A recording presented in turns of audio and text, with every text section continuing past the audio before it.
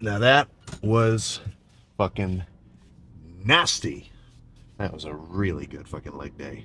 I'm still, I need to get a little bit better with those RDLs because I can feel my hamstrings, but I'm not. I mean, I can tell I'm not like really putting them through their paces as much as I should be able to.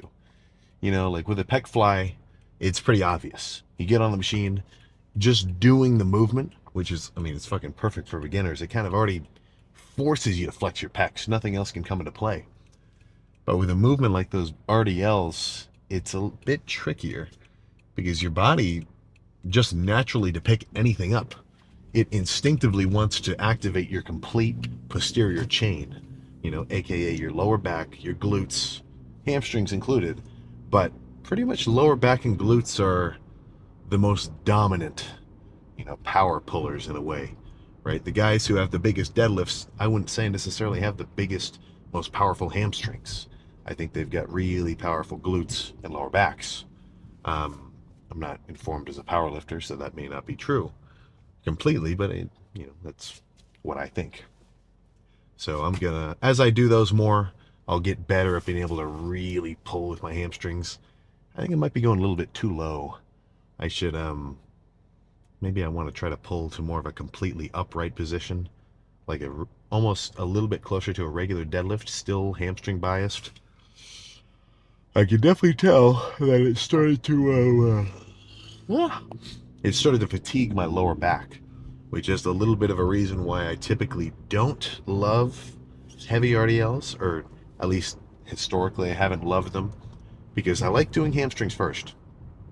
Because hamstrings first lets me get my whole leg sort of warmed up. I never, and this may not be a good thing, but for before I do squats, I don't sit on the the classic warm up where you sit and you kind of flip flop your knees back and forth and really get your hips warm. I never do any of that, and it may just be because my hips are solid, I guess. So I haven't noticed any issues, and if I do, then I'm gonna have to deal with them. But having hamstrings already warmed up, including your calves, it ties into your glutes a touch, and then doing some leg extensions first to get my quads ready. By the time that I move on to squats, like when I was warming up for those squats, I did one plate, nothing. So I jumped straight to three, rep or two with three, fine, rep or two with four, one rep with five, and I said, all right, 5 and a 25 is going to be as heavy as I can go within good reason. So that is another benefit of the Smith machine squats as well as the heel elevated squats, and that is it takes your lower back out of the equation. If you've ever seen any videos of, I mean, even fucking, if you look at one of your buddies' PR squat videos, I can almost guarantee that they're doing it in a powerlifting kind of style. And I see it in every gym. Everybody that's squatting, apart from a few key characters, they're pretty much mainly sticking their butt out behind them and leaning forward. And depending on your biomechanics, that could be really crazy. I've seen some people squat where like their torso is this far bent forward. And if you're a power lifter, then you're gonna have to do something like that to optimize your leverages. But the squatting movement for a quad development purpose, it should look much more upright. You know, videos of like Olympic weightlifters squatting, you know, where they're in just a gym where all it has is fucking barbells and bumper plates and weight stands. That's who I'm jealous of, because the way that they squat is fucking crazy, and really it's mainly to do with their incredible ankle mobility, and they do high bar. I do kind of more of a medium bar, rest the bar right on top of my rear delts, kind of my mid traps sort of thing. But what happens is a lot of people have pretty tight ankles. You included, me included, fucking everybody included. You know, if I try to squat just standing on the flat ground, no weight, no nothing, if I wanted to squat all the way down and just kind of like kneel down, my heels are going to come off the ground. I simply cannot squat flat-footed with my body weight because my ankles are so tight. And the way that translates to a weighted squat, free weight barbell especially, is it typically forces you to lean forward, stick your butt out, keep your shins vertical, and then the squatting movement has now been transitioned from a quad dominant pressing to lower back, glutes, posterior chain, pretty much like a fucking glorified good morning, you know?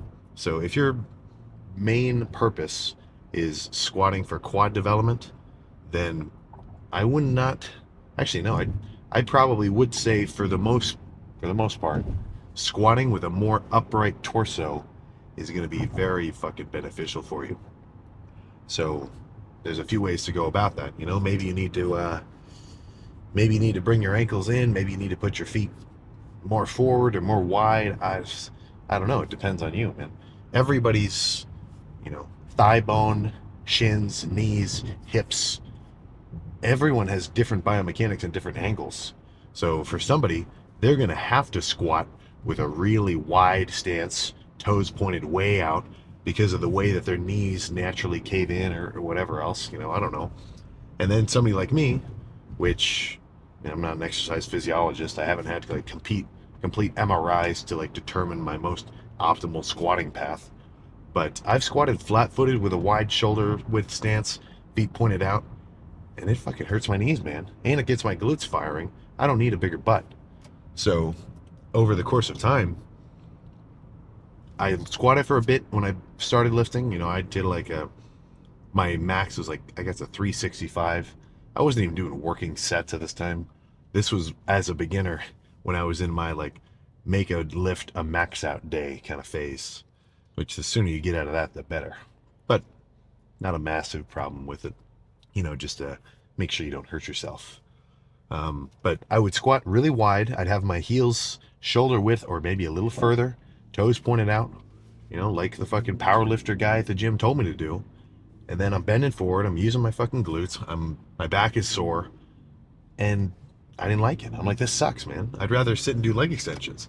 So for a pretty long while, I wasn't doing much squatting at all. For years, I wasn't doing any squatting. I would do some machine leg press and, I would do some sissy squats. I like doing those. I was definitely watching some Tom Platz videos, even as a beginner. So I kind of took some influence there. But I didn't really get into the squat until about 3 years ago. And that's when I kind of, I don't remember exactly what I bought a pair of squat shoes. So if you're curious, yeah, I do know about the squat shoes. I just don't like them. It's not enough elevation. And I also like wearing the Converse all the time. I don't want to change shoes. I don't love them. But somehow or other, I saw somebody squatting with their heels on that bumper plate. Or today, I only use a 25-pound plate because the Smith machine already had an angle to it. So I don't need to have my heels too high up. But once I started doing it like that with a much more narrow stance, knees pretty much directly above my toes, something just fucking clicked, man. That works out perfectly for me. My quads get wrecked. I load it up, even with the heel elevation, which typically most people would consider a hindrance to your strength. That's how I feel comfortable. It just makes the most sense to me. I would not want to squat any other way than that. And that's kind of up to you to find out for yourself. If you know somebody who's a serious trainer, and I mean someone who knows their stuff. Just because you have a trainer at your gym who you talk to doesn't necessarily mean he's actually, well informed, which is something you got to watch out for when you're listening to people kind of mentor you about certain things if you're coming to them for advice. But have somebody help you, give you some cues. Power lifters especially, they know a lot about that sort of your knee angle and your cave and your groove and where you should have the bar on your back based on how long or short your arms are. But again, you kind of have to take their advice under the pretense of you want to work your quads. So for me, fucking heel elevated, narrow, perfect. And then the Smith machine also really allows me to keep my lower back and my whole torso very upright, because I no longer have to worry about balancing the weight directly above my feet. When I squat with a barbell, I have to lean forward a bit more because I have to make sure that my center of gravity, my body included, however many 100 pounds of my back included, is pretty much right above. It usually ends up being a little bit behind my toes, but definitely more on the toe end of my foot. So, given that the bar isn't held up by anything else, I do have to bend forward a little more. So that's why I've been doing a lot more incline, or not incline, but Smith machine squatting is, for one thing, I get to be more upright, so that means my lower back is coming into play much less, and it is safer. You know, I don't have to worry about falling sideways. I've definitely had some reps that were kind of scaring me because forward and backward or just like crashing with the weight in a squat rack, you're pretty much fine. You know, apart from the potential risk of like pinching your finger, uh, if you get the squat rack set up, the safety is only a few inches below the bottom of your rep, then you can fail a rep, and you can fail a rep kind of quick, and you're good. But the Smith machine does have the added benefit of kind of keeping you from having any side to side motion. So I definitely do like it. And it's grown on me too. I did not used to love the Smith machine squat, but now it's fucking killer. So really that's something I'm trying to say. If you're not a massive squat fan, you know, if you're not a massive bar on your back, loading weight, hard, heavy sets sort of guy, I think you do got to give it a chance because it does take some forethought and some actual like manual adjusting of how you're even doing it to make sure that you can enjoy it and get the proper activation. The last thing that I would want to do is, you know, do squats in such a way that I'm just slamming my glutes and my lower back. In terms of a bodybuilding context, at least as far as I'm concerned, I want my thighs to be the big part of my legs. If anything, I kind of think smaller glutes makes your legs look bigger. Now, of course, there's a limit. If you have zero glute development, it's going to make your body look kind of funky. So that's why I'm usually a little bit questionable when I see somebody really spamming like glute bridges as a guy. You know, if you're training specifically for power and you need that posterior chain, pulling force, like if you're a deadlifter, it makes total sense. But bodybuilder wise, I think you're better off spending that energy on the hamstring curl, doing RDLs, regular ass squats, pressing of some variety, and then taking it from there. But yeah, I almost walked out of the gym without doing any adductors and calves. That just goes to show how much I've been skipping them. Which calves, we all get the gist. We all need to do our calves. Um, Mine aren't too small, so I'm not freaking out. But I definitely do want bigger calves. But adductors, that's actually a little bit sneaky. You know, adductors, if they're weak, and they are kind of a sort of a hidden muscle group, you may not notice that it's kind of starting to mess you up. For a long time, if you've been a long time viewer, you know that I've kind of complained about my right adductor before, because even though when you squat, I mean, what do you think is going to come into play, right? Mainly quads, glutes, lower back. You think those are the main fucking drivers of your force. But your adductor comes into play too, man. So if you really start developing and hammering your quads, you're getting big and strong, you're moving around a lot of weight, but your stabilizers aren't up to par, then you're going to end up asking for fucking trouble, man. So I would definitely recommend, at least at the end of every leg day, just hop on the fucking, ball crusher machine, load it to a weight where you can do it, you're not hurting yourself, and then, just 5, 6 sets. I'm not even saying take every set to failure, but just manually activating your adductors over time, it is going to make you much more stable in your whole lower body. Plus, if your adductors get bigger, it's going to make your legs thicker on the inside. So looking at you from the front, your legs are going to be bigger. Now that comes at a cost. Your legs are going to end up rubbing together. So I'm definitely picky with the underwear and the pants that I combine, because if I've got skin to skin and I'm really walking around for a while, not ideal. Not ideal. I'm definitely not big enough to the point of like uncomfortability in my normal life. Like I'm no Hafthor Bjornsson where I can't fit on a plane or I can't fit through doors. But that is something you're going to watch out for. Once your legs get big enough, just walking around will start to kind of become a hassle. But that's kind of countered by the fact that that's kind of cool, because that's only a problem that you're having because you're making serious progress. But no, really good fucking leg day today. I'm excited to just fucking hot shower, go to sleep, have a steak. Only a little bit longer. Well, we'll see. We will see. It's still in the air. Definitely no longer than a month. I can guarantee the bulk will begin sooner than that. But the exact time frame, To be determined. But 2 weeks would not surprise me. Um, but these last few pounds of body fat, not that I'm going to get to absolutely show dialed, they do make a bigger difference. It's kind of it's sort of like fucking kind of an inverse exponential in a way, right? If you are walking around with a serious amount of body fat and you lose 1 pound, that's not going to change much, you know? But the leaner that you get, once you get down to that fucking 15-20% body fat sort of range, every pound will begin to make a much more solid impact. And the leaner that you get, right? If you're losing a consistent pound a week, then once you only have, I don't know how many pounds, but a few solid pounds of body fat all over, to take 1 pound off becomes an actual substantial percentage change in the amount that you've got on you. So these last 2 weeks, not that I need to lock in, I haven't been cheating because I want to get leaner, you know. I just I'm just excited for bulking. I know I keep repeating myself, but I can't help it. Uh, so for two reasons. For one, I can't wait to be bigger, and for two, I do have a sweet tooth, right? It's not necessarily the most fun thing in the world for me to open up the fridge, pull out a popsicle, have just 10 grams of carbs worth of that, and then shut the fridge. I'm more of a eat at my discretion out of the ice cream tub kind of guy. And even when I do that, I'm not just doing it mindlessly, all right? I'm not going to say massive sugar and fat intake like that is ideal for your gains.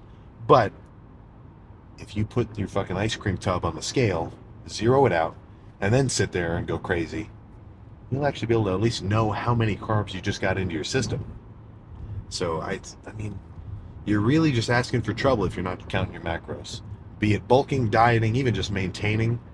And even if you don't want to do it forever, even just doing it for a few weeks at a time will give you a much more solid understanding of how much food that you're actually eating. Because I think that's half of the fucking battle of working out in general and trying to make progress and make serious changes to your body. It's the fact that, to the general public, and by that I mean people who aren't really, knowledgeable, interested, or they just don't even talk about calories. They just, eat foods for they eat the foods they're hungry for. They don't really work out or anything. The kind of the process and the intricate details and everything else about calories and cardio and energy expenditure and carbs, fats, and proteins, like that's just not even in the vocabulary. So the more that you can kind of get a gist of what's going on, right? The more of a clear image that you have of your current situation, the easier it is to be able to say, okay, I should start doing this. I got to stop doing this if I want to get to this, So, oh, a little pothole there. But, I mean, you really have nothing to lose. Well, let's start with the worst case scenario. Worst case scenario, you start tracking your shit for a few weeks. You say, Sam, this is fucking stupid. I don't want to do this. Screw it. Whatever. That changes nothing in your life. Best case scenario, holy crap. I've only been eating 30 grams of protein per day. The FDA recommends that a girl half my weight gets like double that. Oh my God, what have I been doing? You know, to track your macros is truly to take a good glimpse at yourself in the mirror, and hopefully it should unveil some weird details about what you're eating and when you're eating and how much you're eating. Because I really hate that people, you know what I really hate? Is the guys who overestimate their calorie intake. This is the worst thing in the fucking world. Like, dude, I'm eating 6,000. No. You don't get it, bro. I can eat. I can put food down. I'm doing 10,000 a day. And then that's always coupled with, but I can't grow. I love that. I've been seeing a lot of TikTok posts and just like Instagram reels talking about that exact thing. Yeah, man, we need a fucking paradigm shift in the lifting community of all ages to make not tracking your macros the weird guys, right? And it's I know it's a hard sell, oh, yeah, this is Sam, he's a little bit funky, right? Every time he eats something, he has to put it on the scale and plug it into his phone. And he has to make sure he eats a certain amount all the time. I get it. It is kind of it's a task, but it's not a mindless one, and it's not a rewardless one. Right? Going through pretty much anything that takes difficulty and effort, pretty much 90% of the time, as long as you're not doing something completely stupid, it's gonna give you fucking benefits, right? The whole reason that working out in general is cool. I mean, well, for somebody like me, I just like it because I like being big and muscular. But just in general, not even for like a crazy bodybuilder type, but for anybody to get in shape, just being a fit dude, the reason that that's cool is because it takes a while, and it takes fucking constant effort, and the fact that not a lot of people end up even doing it. So it's kind of the barrier to entry of the fact that it's kind of just hard. There's not necessarily a total cheat code secret that makes it, kind of fucking cool, man. I wouldn't go so far as to say it's a crazy status symbol, but it is cool, and it's cool because it's kind of hard, and that's the fun part, that should not surprise you, right? We all know this, and this will be my last little statement. This is something I was gonna get into a little bit earlier, and it comes with just, you need to have a shift in your perception of yourself in terms of what you can handle, what you can manage, what you really want to do, and really convince yourself that you can do it, right? I'm not trying to say if you just convince yourself hard enough that you're gonna get accepted to Yale and become a rocket scientist, but odds are, if that's your shit and you spend days upon days and hours and just consistently working towards something, definitely not fucking impossible, because when you look at any percentage of, it's like, what percentage of lifters can bench 315, or what percentage of people in the world can squat 400 pounds, or whatever, what percentage of people can run a marathon. Who knows? That's just that percentage includes people who aren't even fucking trying. So if it's a 0.1% of people in the whole world who can bench 315, cool. That's just a number. 99% of people don't even give a shit. They're not even trying.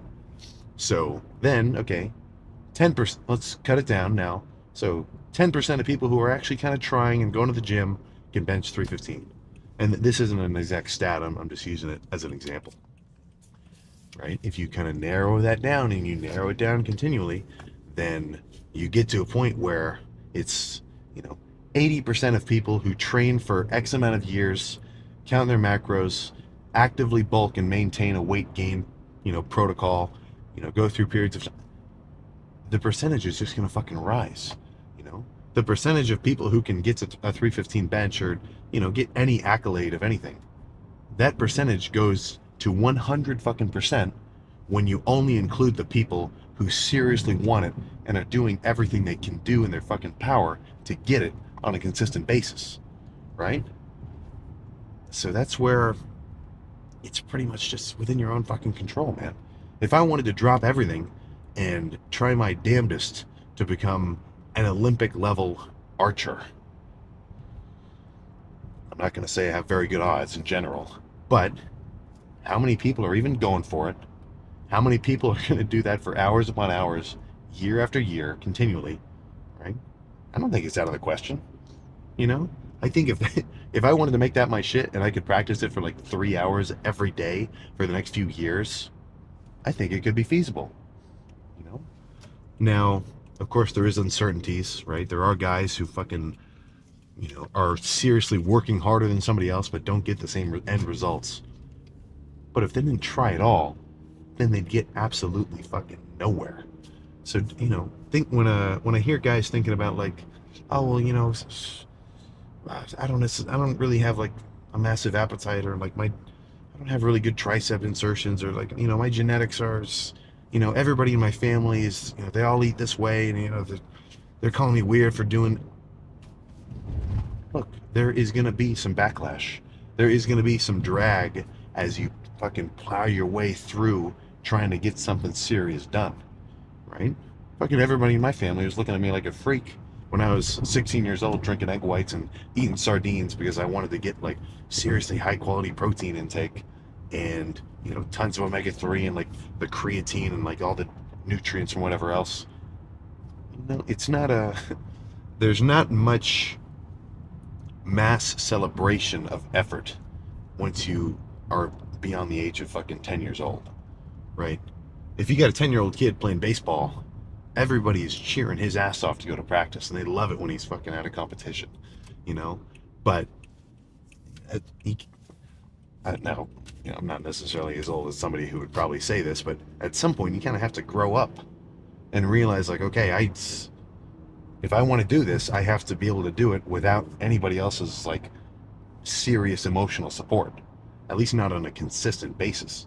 Because anybody that gets anything done, anything cool done, they do it because they're internally motivated, right? Every time I see comments that are ripping on me for working out or whatever, I mean, it's just a part of the trade as you're posting workout shit. It fucking gets me fired up, Like I like it because I know that this is my shit. So that's where you just kind of have to be able to visualize yourself going to the gym on a fucking near daily basis for the next few years, and I can guarantee you're going to look like a freak. Now, I don't necessarily mean a 250-pound freak or a 180-pound freak. That's very dependent on your choice of supplementation. A little bit of a taboo subject there. But, I mean, even when I look back at me when I'm fucking 180 lean, I still look pretty fucking cool because I was in shape. I had a good build, right? Now I just want to get, crazy big. That's sort of my deeper drive per se. But no matter whatever your end goal is, whatever path you want to end up walking down, it can be done. The only question is, are you the guy to do it? And that's not for me to answer. It's the odds are low, right? The odds of people who seriously get their goals accomplished are low, but that's including the percentage of the people that just gave up and they just couldn't handle consistent effort and they didn't want to work at something. So that's all you have to do to separate yourself from 90% of the people who you're in. I mean, not that you're in competition with anyone else, but look, for the sake of this statement, yeah, you are. If 1 million people get a gym membership every fucking year, 50% of them are not even going to use it. 30% of them are barely going to use it. And then that last 20%, that's guys who are going to go in consistently.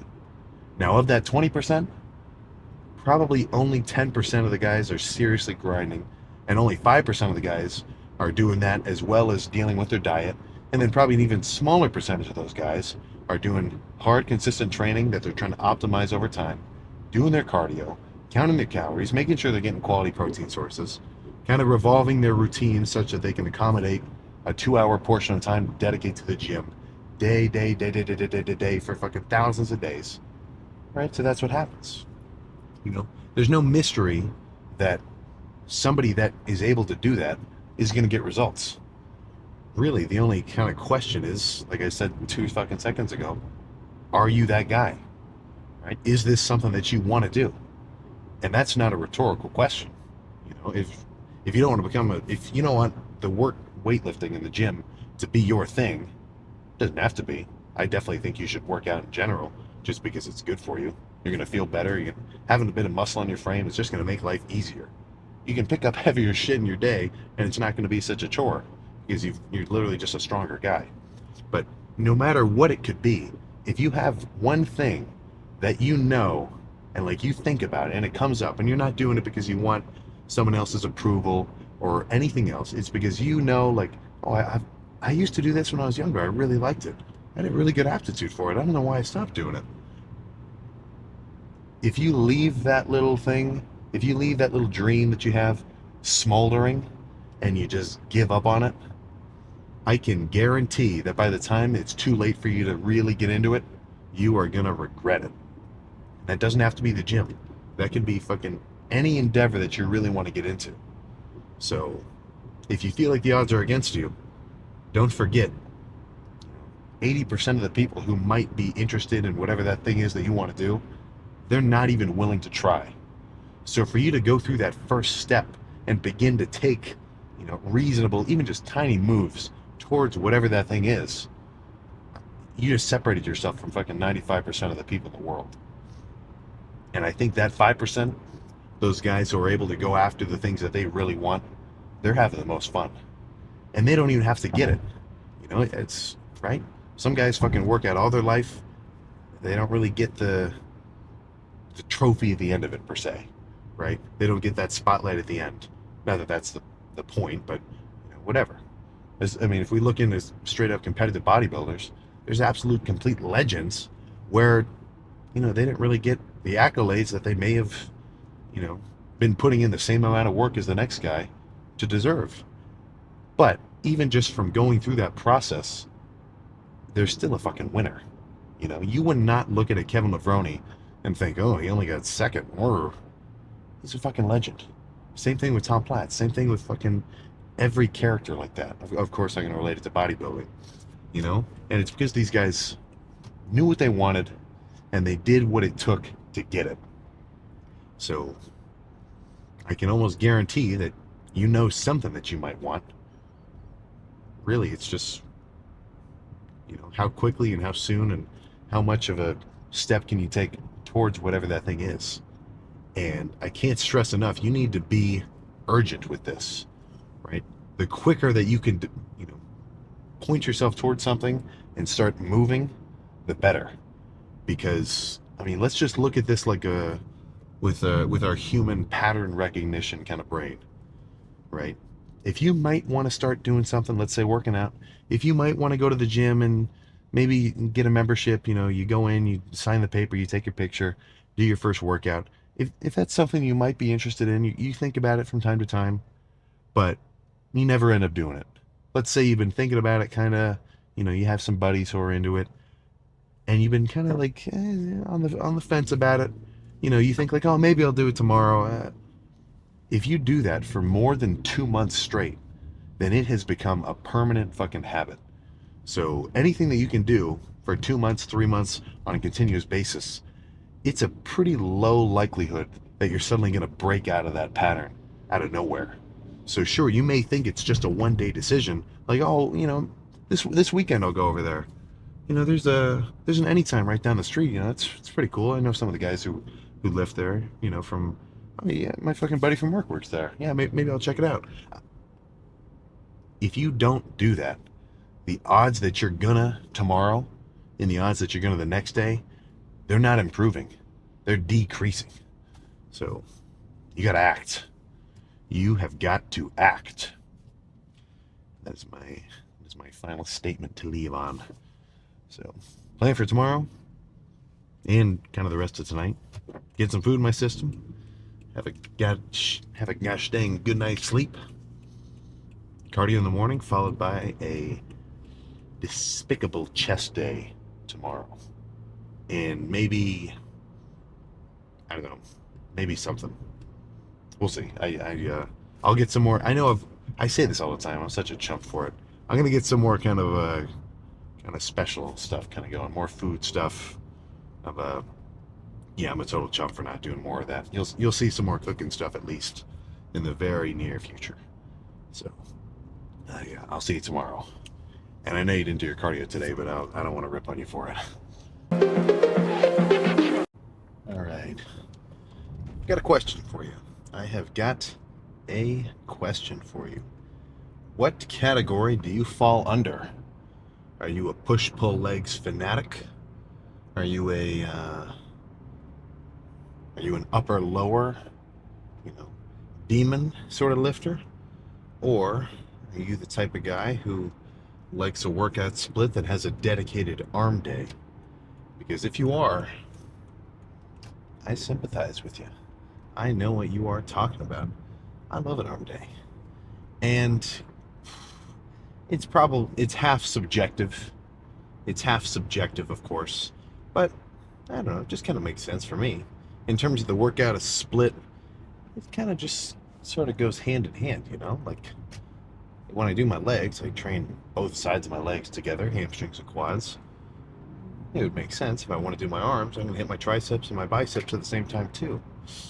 But you know, I also see the argument of adding, doing triceps after chest in a really like a more of a conventional push day kind of way, and back end biceps. I'm not so keen on. It's like after, by the time I finished a good back workout, my biceps have gotten a reasonable amount of activation. That working them anymore, I feel like it's not. It's more like just fatiguing them, not really stimulating them in like a muscle growth inducing kind of way. So if you love back and bis, then screw me from what I'm saying. Do that. Do what you know works. Do what feels the best and lets you go the hardest. But for me, I love an arm day. Triceps first is followed by biceps, sometimes going back and forth. And half the reason there is I just like having my arms fully pumped. I'm really excited for, well, in the next few weeks because I'm going to gain an instant 10 pounds of water and carbs, all intramuscular. So until then, I don't mind doing an arm day where I do like a set of triceps and then a set of biceps and then back and forth so that my arms are completely pumped at the end of the workout. But when I'm fully bulked up and when I kind of really start pushing down the food, I do that superset kind of arm day much less frequently. And for good reason. My arms get too pumped to the point where, like, if my triceps are fully pumped and my biceps are pumped at the same time, the pumps almost interfere with each other. Like, if my biceps are really pumped up, if I try to do a set for like straight bar pushdowns, my forearm literally runs into everything going on up here and it takes the tension off my triceps. So if you get big enough, that's something that you are going to have to think about.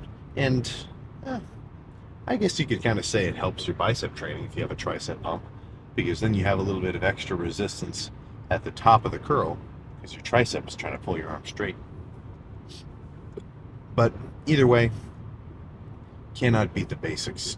What's the best way to build your arms?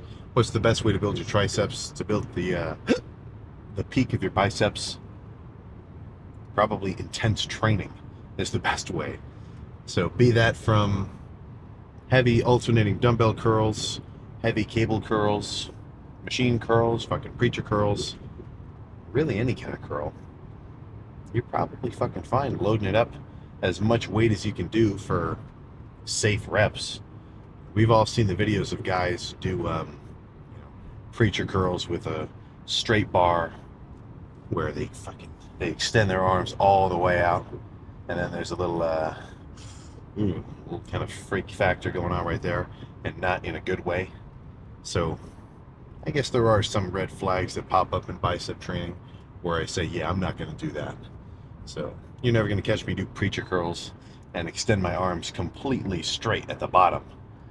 I mean, talk about transferring every fucking pound possible you can directly into your tendons. Goodness. But it's not too complicated, right? Because just think about it from a muscular perspective.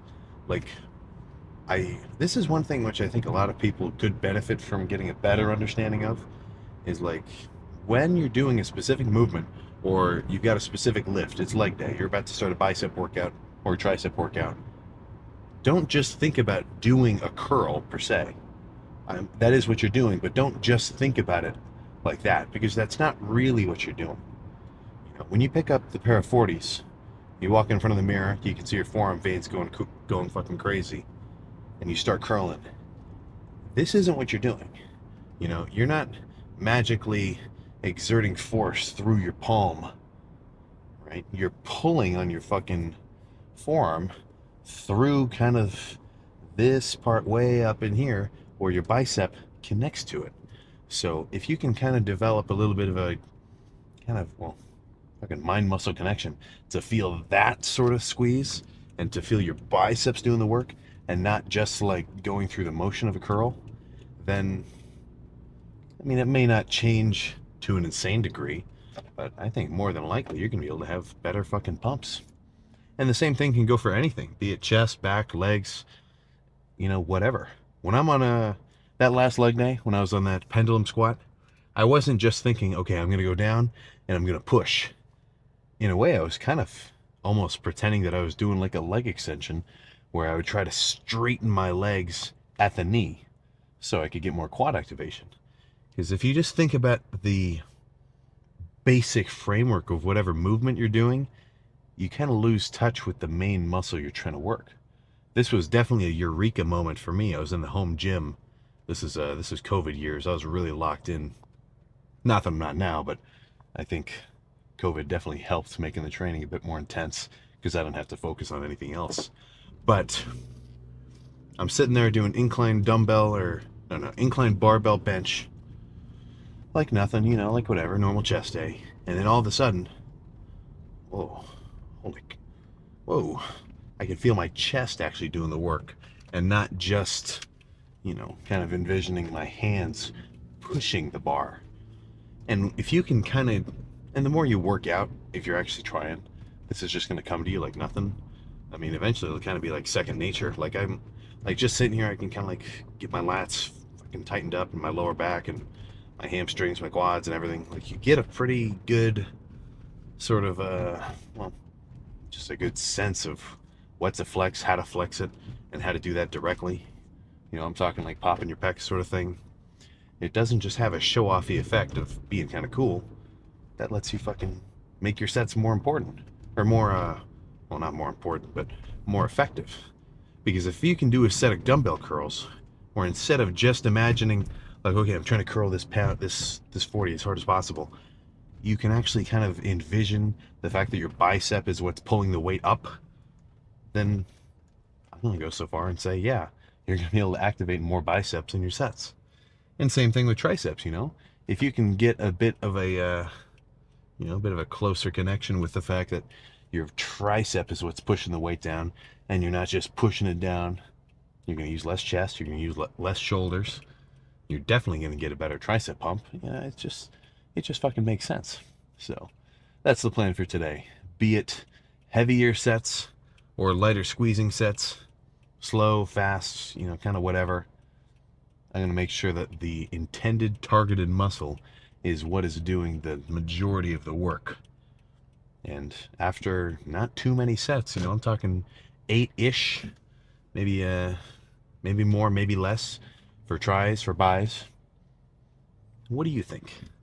What do you think is going to happen if you go into the gym after having taken pre-workout, drinking or having drank a good amount of water for the day with electrolytes, being well rested, and then you go to the gym and you do 8 hard sets for your triceps and your biceps of any kind, just 8 hard sets, 8 to 20 reps, maybe throw a superset in there for fun, just for do a drop set for kicks, whatever.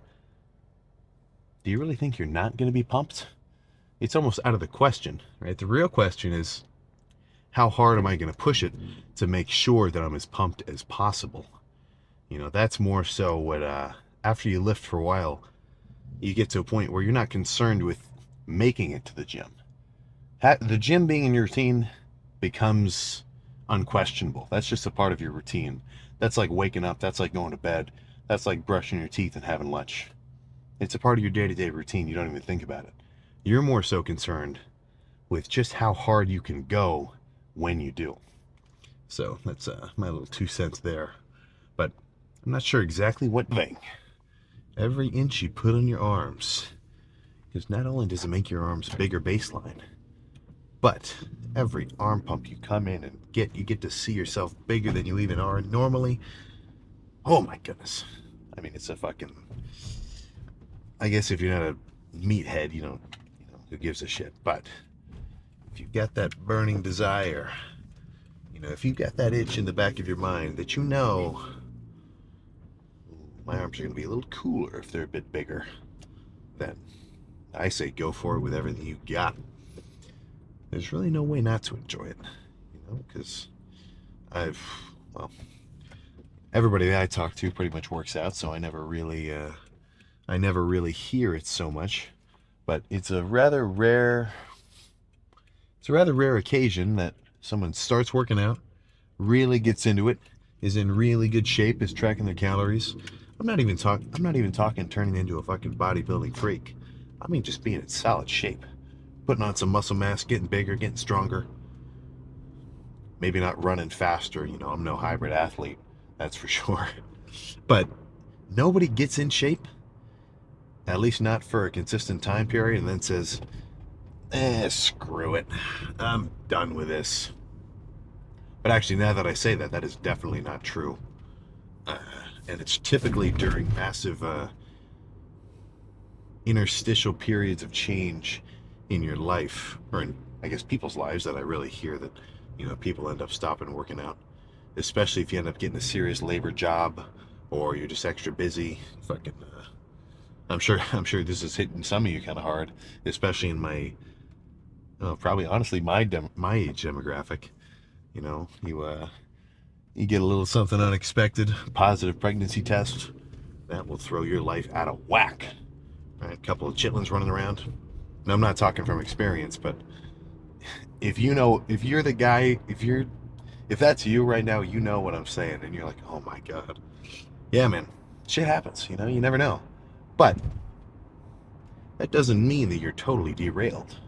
You're always on the track of, well, shapeness per se. You're a goddamn steam engine. You just haven't been pumping. You just haven't really been pushing it as of late. You're kind of stalled out. You're gaining a little bit of rust. You're putting on a little dust. That doesn't mean you can't kick it back in gear, right? Pull a goddamn, put your sweatsuit on like Rocky, drink 5 eggs in a big ass cup, go on a run, or do your 30 minutes of cardio on the seated bike, like I would probably prefer. A little bit less impact on your knees and joints, and me kind of being a heavier guy. Running just doesn't make any sense for me. Maybe I'm just saying that because I'm a baby and I don't want to run. Don't negate that bias. But look, man, if that's you, if you're the slightly older demographic sort of guy, you were fucking jacked in high school. You got a picture of yourself back when you were playing on the varsity team. You had abs. You could bench 285 for 10 or whatever. Just say 315 for 10 just for kicks. Fuck, man, get back on it. Because no matter what you do, you're always in some sort of shape. And this is me not necessarily talking in like because I sort of go back and forth. I kind of go back and forth between two states of kind of advice, right? Like half the time I'm talking about how, dude, you gotta be a fucking freak, man. Oh, just fucking get as big as you possibly fucking can, bulk as hard as you can. But that doesn't negate the benefits of just lifting in a little bit more of a casual, consistent way for the regular characters. People who don't define themselves as a lifter or a gym rat. That's not their head title. Everybody's got a body on you, man. And odds are, not even odds are, this is science-based. This is scientifically proven. I know that's kind of a rare statement for me to say, but the more fucking active you are, and especially for my older demographic, it's very low. It's looking like it's like 30% 18 and below, 30% 18 to 40, and then, well, no, 30% 18 to 25, 30% 25 to 40, and then it kind of tapers off.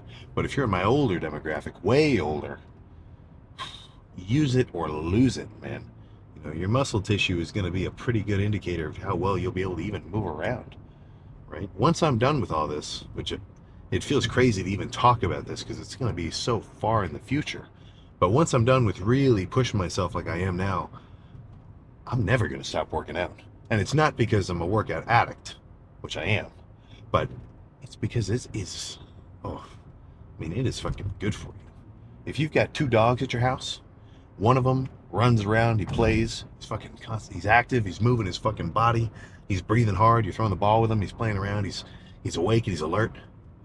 And the other one just sits around all day, never really runs around. Sure, it's not overweight. He doesn't move around very much. Who do you think's happier? Who do you think's having better quality of life? Right? So that's apart from the fact that getting in shape is cool. You do get to flex and have some veins and build some muscle that you didn't have before, and be able to lift a weight that at one point was fucking, it wasn't even a question. You'd never even be able to unrack it, right? The process of going through that is very fucking beneficial, physically, mentally. It's just fucking, it's good to have something like that in your life. Otherwise, I feel like people can develop sort of an aimlessness that you might want to fill with, let's just call them negative vices, whichever those may be for you. But you're constantly fighting time, right? So the last thing you want to do is fucking get kind of slow and senile, and the kind of guy who's going to pull his hamstring the second he kind of does anything remotely active. So I can't stress enough, you've got the same body for the rest of your life. If you make it work in the way that you want, you're definitely going to enjoy it. And if you're just kind of somebody who's just a kind of a baseline skinny build, right, not too much body fat on them, just walking around like normal, it's not going to change too much. You're still moving around, but having too high of a body fat percentage, it really is not an ideal state of being, man. If we're getting into the science of it, which I know is kind of weird for me to say, your hormones are going to be bouncing around all out of whack. Too much body fat on your frame, it's going to constantly aromatize more estrogen. You're going to be just kind of fucking paler and weaker. You're not going to be so motivated to get up, right? Who do you think is killing it? Like, I'm not even killing it. Who do you think, just in a very baseline, kind of confined perspective, who would you rather be? Or who would you prefer that the people around you who you like love and care about, who would you rather them be? Right? The guy who wakes up, just fucking, just kind of lives his life, does nothing, sits around all day, more often than not is in the seated position, does whatever that day's responsibilities are, drinks a little bit before bed, and then sleeps. You are underestimating the percentage of people in the States, at least, where that is their life day in, day out. It really fucking sucks to even think about it like that. So that, or, dude, wake up early, man. Go do a jog. I'm not even talking a jog. Just a brisk walk. Just a 30-minute walk, man. Take the dog out. Give him a little bit of activity. Come in, cook some breakfast, do his regular daily routines. I mean, we've all got to do them. And then bust out a lift in the evening, be it crazy intense or not. Then, come home, do whatever, right? At least as far as I can tell, and I know I say being fucking jacked is badass. It is. It's pretty cool. But that's not the end all be all of life. Before that, just being in a solidly active and healthy state.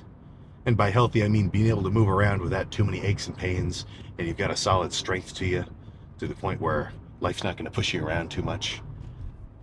You're just going to have a better time, And anybody that's gone through a serious transition in terms of their lifestyle, be it losing an insane amount of body fat, just, becoming more active.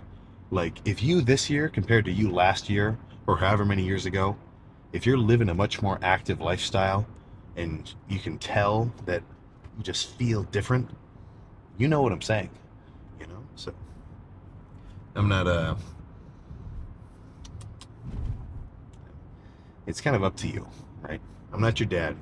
I got no control over what you do. You can do whatever you want, but it's in my humble and slightly muscular and reasonably active perspective that breaking a sweat every day is in your best interest.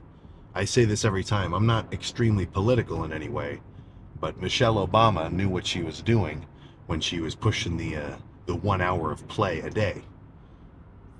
I would not mind seeing more of that, because honestly, I guess this is, I wouldn't say political, but when I see videos of people at tons of different protests and rallies, and they're really just there to make a fuss, they're not really, being a good proponent of whatever cause they're preaching about. They're just kind of there to make trouble. I can guarantee none of them worked out that day. And I'm not saying there's a perfectly one-to-one correlation of those two facts, but it does not surprise me. That's my final statement there. So, plan now: go home, eat a lean cut of steak, have a ton of water. I'm fucking thirsty. I didn't bring a water bottle today. I was just raw dogging the water fountain. Not a good move. I never end up drinking enough water if I don't bring a water bottle mid-workout. And then legs tomorrow. So I'm going to make sure to get a solid good night's rest and be able to throw around a reasonable amount of weight. Do some, yeah, I know where I'm lifting tomorrow too. This is going to be a noticeable shift in my quad training. I'm going to try to make leg extensions the minority.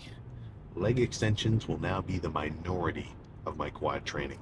And I'm going to prioritize much more pressing. Much more fucking pressing. And that's for two reasons. One being, I've got a couple of serious bodybuilders whispering in my ear that I got to do some more fucking heavy pressing for legs. Not even necessarily all heavy, but more pressing. But also, I've been doing a lot of leg extension based training so far. And I mean so far as in like the last few years. Most of my quad training is from leg extensions. So just looking at it from that perspective, clearly it's worked. I've got some decent quads. But my quad training has become stale, I believe. I think everything else I have a pretty solid grasp on. You know, my back days I think are probably my most varied. Those never get too stale. I always change it up reasonably. I'm getting a good wide array of stimulus for my back. Same thing with arms, same thing with chest. Shoulders is fine. Hamstrings, hamstring curls, RDLs. There's definitely some meat back there. But quads, I've been doing kind of the same way for a long time. I need to get some more pressing in. So, unless there's an extenuating circumstance, when I say, like, I hurt my adductor or something, or I don't know, random whatever, make sure that these next quad lifts are largely made up of some pressing. I'm talking multiple good, hard, nasty sets. Not just one set of squats and then move on. I'm talking, well, maybe one set of squats, but then move on to like a leg press or sissy squats or something fancy like that. So don't let me fall into my old ways. But part of that is also having good equipment next to you.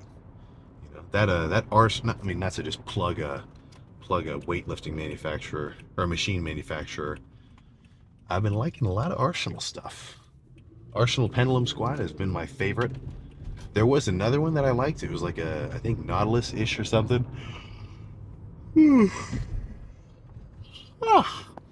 But it kind of fell out of favor for me because I don't know, it just wasn't doing the trick. But with that Arsenal one, really cool. And the Arsenal pec deck, you know what they did is they moved the points of rotation from in front of your shoulders to pretty much right above your shoulders, so the motion path feels much more natural. If you know what I'm talking about, then kudos to you. That is kind of a niche little I guess assessment. I never hear anybody talk about that. But like I was saying in the last car talk, not to reiterate myself, the more in tune you can get with your fucking muscles and your body, the better your training's going to be. Because you'll actually have a solid understanding of why you don't even like a certain machine. If I know that I'm doing a pec deck where it's kind of, the arms are too short, or like I can tell it's getting too much front delt, then I get to kind of say to myself, okay, I don't like this because of this, and this, but I do like this. Having a solid kind of analytical understanding like that lets me decide, like, okay, I want to do this machine instead of this one. And half this shit ends up becoming second nature. I didn't even think about it. I don't have to sit here and think like, oh, should I do this leg extension, or should I do this single leg extension, or should I do a hack squat, or should I do a barbell squat? From going through the process of doing a variety of different workouts, you'll eventually come to the realization that, well, not even a realization, it's like I said, second nature, Okay, I want to do these squats. Okay, my quads are wrecked. Let's do some hack squats next. Okay. Yeah, let's do some leg extensions, superset it into machine press. And you'll kind of know what you like. So don't get too antsy if you don't feel like you have a massive firm grasp on your own training yet. As long as you're working out consistently and you're watching the occasional lifting YouTube video and kind of siphoning some knowledge from whoever you're watching and listening to, as long as it's good information, then you're good. It's just a time battle. I've been saying this a lot. If you can lift consistently, if you can do anything consistently, and I mean day in, day out, apply yourself, it's really not a question of whether you're going to improve at it. It's only a question of how long is it going to take. And that is what I love about the working out, because regardless of how awesome or shit your genetics are, it's a pretty widespread, evenly accessible pathway to a pretty big game changer to your life. So I think that's a good ender there. It is I can't think of anybody who does anything where the addition of a weightlifting routine, be it incredibly serious or a little bit more on the casual end, will do them any harm whatsoever. And I mean, I guess if you hurt yourself, that's harm, but I mean, excluding those factors, assuming all goes well, the gym is only a positive to your life. I say that with 100% certainty and authenticity. It's got my seal of approval. The gym will give you a better time overall. So that's all I got. I'll see you tomorrow for legs. I'll make sure it's a demonic lift as well, regardless of how many or how few calories I get to eat for the next few days. So maybe we'll see. Maybe I'll post a Q&A Instagram story and we can talk about those tomorrow too. I know you guys have been itching for some more inside information. So I'll see you then. This is not a bad time to go and smash back. It's only 7:10. I've got a tricky habit. I've got an unfortunate habit of making very good use of the 24-hour aspect of my gym memberships and going at like fucking midnight. Not ideal. Unless you want, I mean, like, maybe it is ideal. If you want to go full on, what's the word? If you want to go full on nocturnal, the gym's going to be totally empty for you every time you go. But that's just silliness. That's one thing that I am trying to lock in. Same thing with the diet, same thing with the sleep, especially for this next bulking phase, is consistency fucking works, man. So if you have a consistent few weeks of training combined with consistent meals, consistent good sleep, consistently nice and hydrated, guess what? You're gonna make some consistent fucking gains. So that's one thing which I think I have been lacking in my previous bulking attempts.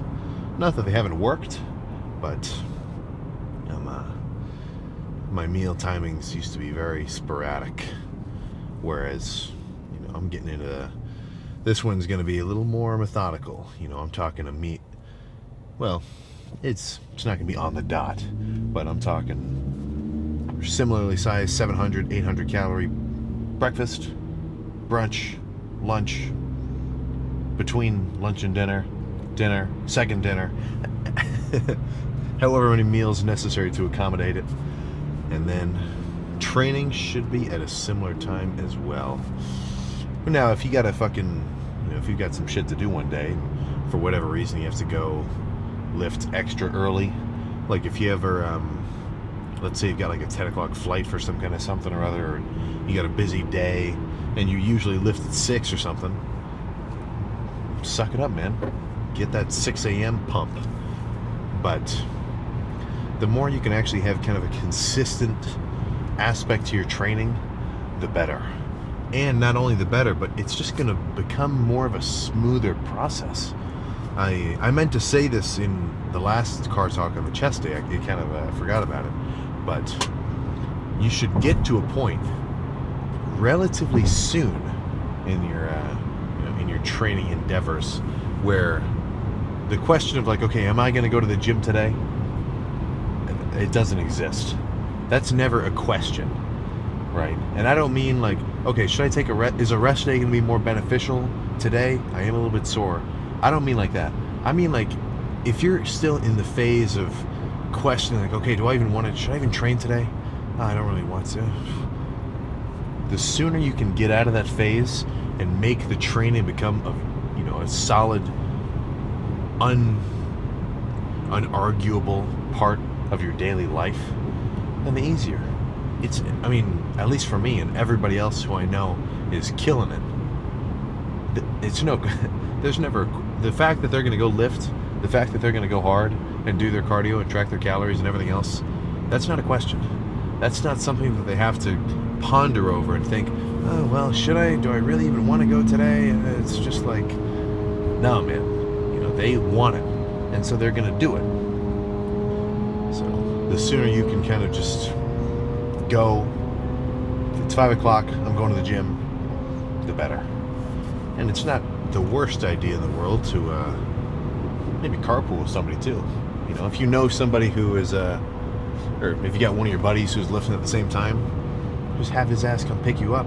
And then you're kind of forced to go because he's like, dude, get your fucking ass up here. We're going to lift. Stuff like that. But I can't emphasize enough that chipping away at something on a daily basis, even just a little, that is going to add up quick. And it's going to beat the guy who has a really sweet workout once a week, but the rest of the time he's like either half skipping, half not really giving a shit, fucking up his sleep, everything else, not eating enough food. So that's where, even though we all know the fucking math, right?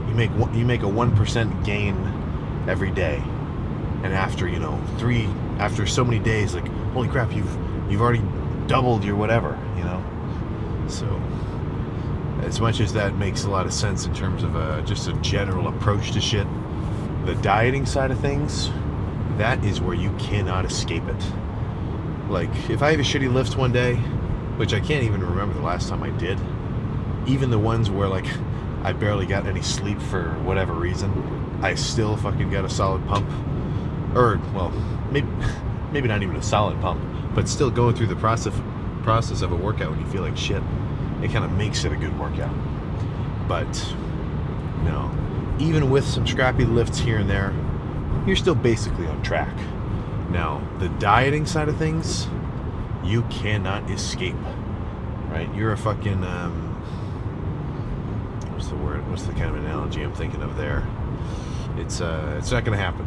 There's no magic pill. There is no, like, oh, I'm gonna start gaining 2 pounds of muscle a week. I don't really track my calories. I just eat intuitively.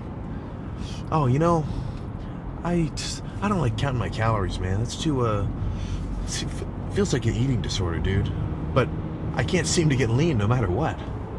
Like, I've really been trying to diet down, I've only been doing like chicken Caesar salads with ranch. I just can't seem to lose any weight, man. I guess I must be an outlier. No, man. No. When it comes to the weight gain and the fat loss, you gotta lock it in and count your calories. But that's enough shit from there. I didn't even talk about the training. Plan is to smash back into oblivion with a combination of rows, pull downs, and pullovers, which shouldn't be surprising to hear. That's kind of the approach every fucking back day. But this gym has a T-bar row that I really like, so I think I'll definitely be making good use of that T-bar. A hammer strength row machine I really like, kind of a half pull down, half row. And then, whatever else kind of comes to mind, It's never a bad idea to even just go up to somebody else and ask them, hey, what's a good fucking back movement you recommend? Not even for the sake of, like, they're going to be a guru and know exactly which one you should do. But fuck, man, I've done that. The last time, like a few weeks ago, I'm doing arms. I'm like, what should I do for my next set of biceps? Just fucking grab somebody. Hey, man, what should I do right now? He goes, you know, do some spider curls. Boom, fucking light bulb moment. So let's just cut to that first working set. No more chit chat. That was nice. That was rather nice. So when it comes to your fucking in set, in gym, in lift intensity, and even just as a general question, like, what does your gym's baseline intensity look like? Because it's an unfortunate fucking state of affairs that the majority of the sets being done aren't even, you know, just nothing, man. It's fluff work, you know? And I think there is a solid percentage, you know, a slight cause for that is sometimes people don't want to fucking exert themselves. And it's just because they know other people are watching, right?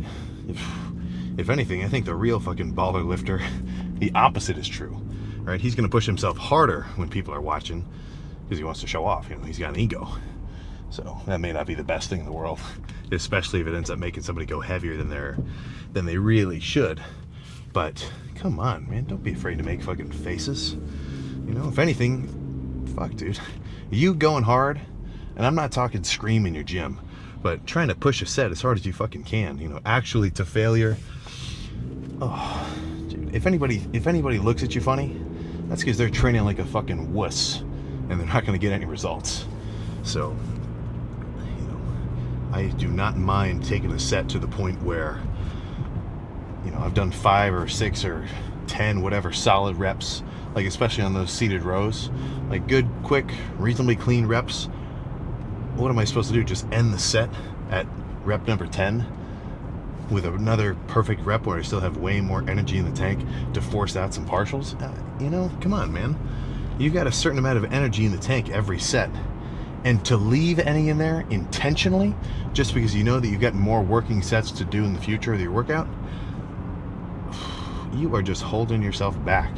You're limiting your RPM to fucking 2,000, right? That's not how you're gonna win any races, right? Or I was gonna try to quote that fucking Fast and the Furious guy. Oh, whatever, you know. So don't be afraid to fucking push it. The guys in your gym who you see are actually grinding, you know they're pushing it. It's not even a question. It's not even a fucking question that they're gonna be pushing it. So that's my little, that's my 2 cents there. But oh my goodness, man. I know I say this a lot. I'm getting the fucking bulking bug, right? I've got bulking fever right now because, you know, in terms of muscular progress, nothing's really changed for the past fucking 2.5 months. Now, I've gotten leaner. I've taken some body fat off, but I'm actually itching to pack muscle on, because that's the fun part for me, you know. Like, it's cool doing a fucking pose down. My lats are a little extra veiny, you know. I can see my abs, I can see some striations, everything's reasonably separated. But in the process of bulking and cutting, as long as you're not too bulked, like if you're on the leaner side of the body fat, you know, percentage, like maybe you get to 20% on your bulk, get down to 10-ish or slightly lower on your diet, then you're basically in either 2 states of being: muscle gain as well as some fat gain. That's just the fucking necessary evil of bulking. And fat loss, muscle holding, right? Muscle keeping, whatever. Right? So when you bulk, you're trying to build up that frame, you're trying to pack some mass onto your fucking body, a couple extra inches on the arm. Well, that would be a pretty crazy bulk. At least, you know, whatever. You know, 10, 15, 20 pounds, whatever you can manage within a reasonable time frame. I'm talking at least 3 months, but probably no longer than 6. If you're still growing, keep pushing it. But for the most part, if you're actually eating as much as you can manage consistently, I think you've got kind of a 5-6 month window where you'll actually be able to make reasonable growth before you kind of plateau. No, that may not be you. Maybe you just grow indefinitely like a fucking weed. But for me, by the 5-month-ish mark, 5-6-month-ish mark, it gets tricky. It gets fucking tricky to keep chowing down on 5,500, upwards of approaching 6, just to maintain that weight gain.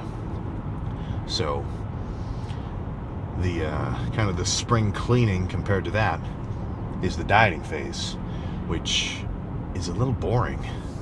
You know, I mean, work out hard, get a pump, but all I'm really doing is maintaining all the muscle that I have built up already, not really growing any new muscle, which eventually I am going to be totally fine with. Eventually I'm going to reach a size where I'm like, all right, this is pretty cool. Let's just stay here for a while. But that is not right now. Not even fucking close. So I am rather excited for these next few weeks to come to a close, get a little final check-in, and then maybe I should probably take some measurements too. It is never a bad idea, every so often, just take a tape measure your fucking arms, hop on the scale, write that shit down. If you're extra fancy, put all that data into like a Google spreadsheet, and then you can see a trend line over time.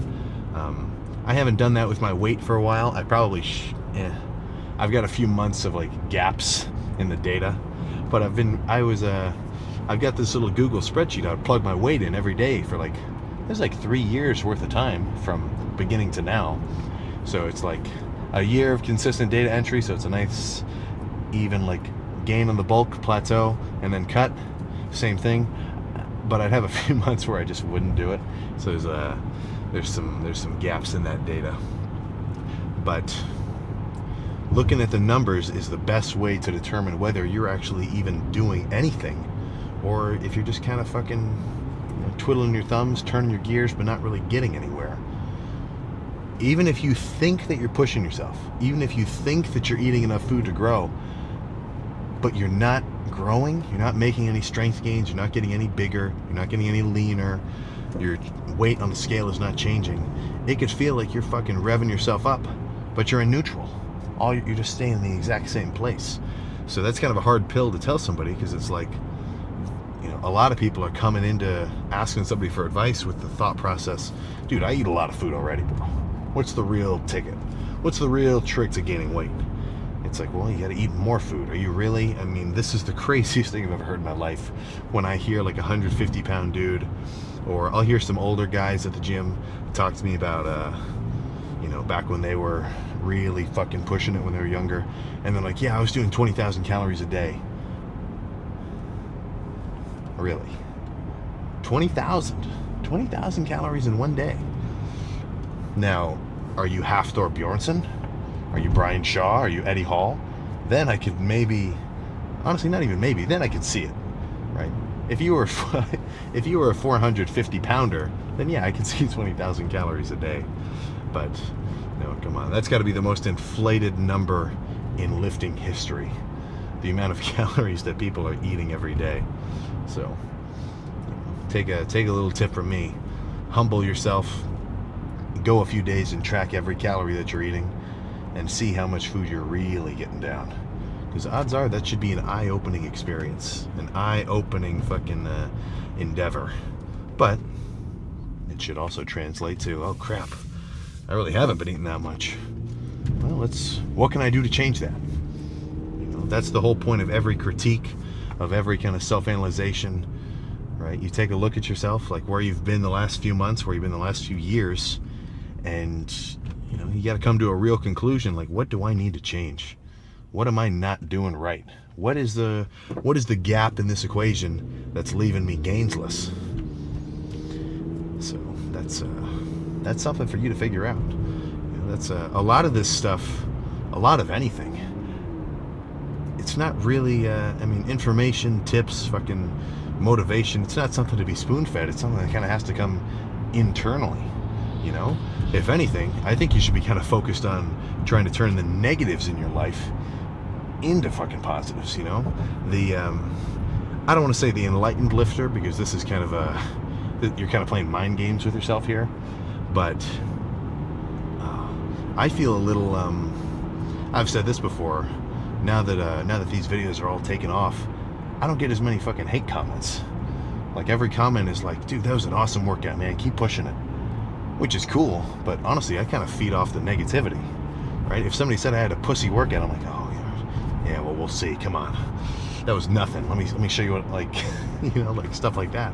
So, you know, whatever is going on outside of your own control, which is kind of fucking irking you, kind of itching you the wrong way, you know, fucking something's just on your fucking, on your mind, getting on your nerves. Flip it around, turn it into motivation for your own workouts, you know. So if you're working out in a fucking shitty whatever basement gym, not as much now. Fucking gym culture is so mainstream, there aren't really any like grungy, dirty gyms anymore. Every city in the fucking on the planet has a Planet Fitness. But you know, if that's you, if you've got some scrappy weight, if you've got some setbacks, if you know that other people are a little bit ahead of you in terms of just having some advantages that you don't, dude, just say fuck them, man. These fucking, you know, I'm talking Dorian Yates style. Like, these fuckers in California driving their sports cars to the gym while I'm trudging through the snow, like shit like that. That is fucking badass, right? So, but it's whatever you have to do. You know, I don't care what your motivation is. I think being motivated just by the idea of making progress and pushing yourself hard, I think that's a pretty solid source that has a pretty long-term shelf life, you know, because if you can become a guy who just loves working out and pushing himself, then there's no limit. There's absolutely no limit to how far you can go. But even if you've got to be a bit more emotional and fucking, you know, it's like, oh man, these fuckers, you know, so-and-so this, or she did this, and channel that energy, somehow convert it into hype, and then fucking squat a new 10 rep PR. You know, no matter what you have to do to get yourself really kind of in the zone, especially for the sets where you actually have to take a breath and you're getting a little bit nervous, you're going to be better off. Because who's got that intensity? Who in your gym is really fucking going after it every set? I'm sure someone just came to mind. I'm sure me saying that, someone just popped up in your mind who you know is constantly hitting the gas hard, no matter what. Tired, sleepy, fucking, he had a shit day, some interpersonal life shit is going down. He can kind of tune it out in a sense, and then don't let it bother him to let him fucking get a crazy pump. So don't take that the wrong way. The gym is not the only thing in your life, nor should it be. But I see no reason why, if you want to set aside an hour and a half, 2 hours, including the drive and kind of the process to and fro, I see no problem with, during that time period, making it the most important part of your life. And then the rest of the day you get to chill. You know, I think about the gym all the time. I'm fucking constantly like, you know, all right, it's 10 o'clock now, but I'm thinking about it because I'm just a fucking nutcase. But when you're in the gym, when you're in that fucking place, you know, you've entered the Church of Gains, you better be devout. That's my conclusive statement there. But I've had about 1,200 calories so far. More than enough calories tonight to have a big meal and then go to bed with a full stomach. So a little bit, just a touch extra lean in these next few days, and then the floodgates will be opened. Slowly. I'm not just going to jump straight to 6,000 calories, but they will be opened ever so slightly until I can hop on the scale and weigh 350 pounds.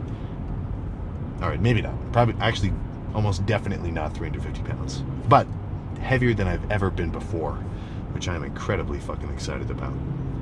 So I'll be able to hold out these last few weeks, or week, I don't know.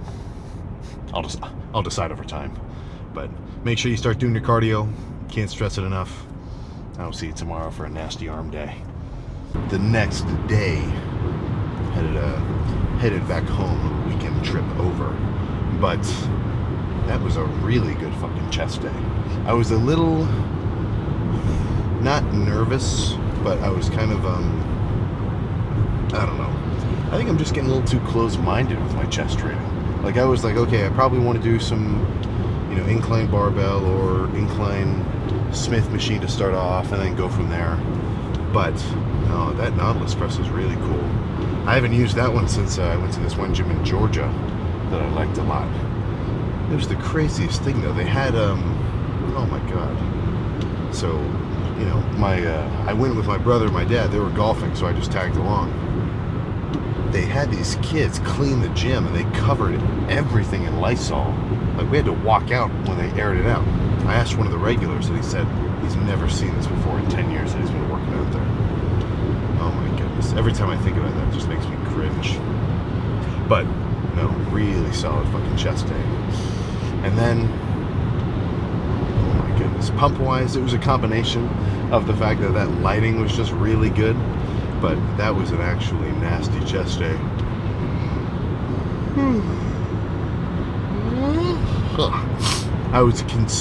So when it comes to shoulders, I nearly added shoulders at the end, and usually I would. Honestly, finishing a chest day with shoulders, it's never, that's usually when I would throw them in. But if you're curious, like, Sam, when I never seen these shoulder training videos. What's going on here? That's for a reason. They're too fucking big, man. Compared to my arms, especially, and then like they're kind of overpowering my chest too. It's just they don't need to grow anymore. Really, I need my arms, my chest, my back to grow around my shoulders and make it look a little bit more, give a little bit more, not symmetry, but proportion. Apparently there is such a thing as too big. So if I wanted to try to blow my shoulders up as big as possible, yeah, I guess I'd be spamming 10 sets of lateral raises and 10 sets of raised out flies. No. But getting a little deeper, I love this quote. I love it. Right? Your life is a movie and you're the main character. What would that guy do? Or what would you want that guy to do? You'd probably want him to do some cool shit. You probably wanted to fucking at least pick something, get good at it, enjoy the process of doing it. I mean, it's a fucking classic tale, But what I think gets lost on that quote a little bit is by saying that, you make it seem like, okay, you want to, do specific things, like put on a good show, or just have a cool story, whatever, just to show it off later, which you've lost the point now, right? If someone's goal is to build a solid physique and like work out for years, just fucking, I'm gonna relate this to bodybuilding or just powerlifting or whatever, anything in the gym. If that's their thing, but their only motivation is to show off, it's just gross. The reason I like all this stuff is just because I like it. And if that's not you now, that's something that kind of grows on you over time, and it sort of comes with being a little bit more in tune with kind of being comfortable in your own head in a way. I think a lot of people now, especially, what do we spend 80% of the time just on our phones talking to so-and-so or whatever? I know I do. But take a few words from Mr. Lavroni, the legend Kevin. It's the time you spend alone. And that's where you kind of get a little bit of a deeper understanding of yourself and the things that you actually want to do. So, I'm sure you know a couple of guys in your gym where they are not pushing it at all. They just don't care. They're not interested. It's like they're just kind of just doing it to hang out, which whatever, But don't make that your bar, right? If you actually want to make something out of this, if you want to kind of start a long journey, legit gains, legit results, fucking just, you kind of have to be comfortable doing it solo, I think at least. And that's, I've said this before, it's kind of a hard sell, because You go to the gym in the morning, do your cardio, or you do a walk or whatever. You have a treadmill in the basement, so you don't have to go to the gym. All right, you're eating all your meals. Nobody's watching you. You go to the gym. You're no longer in high school. You don't have all your boys next to you hyping you up like you did in the football training camps or, whatever else.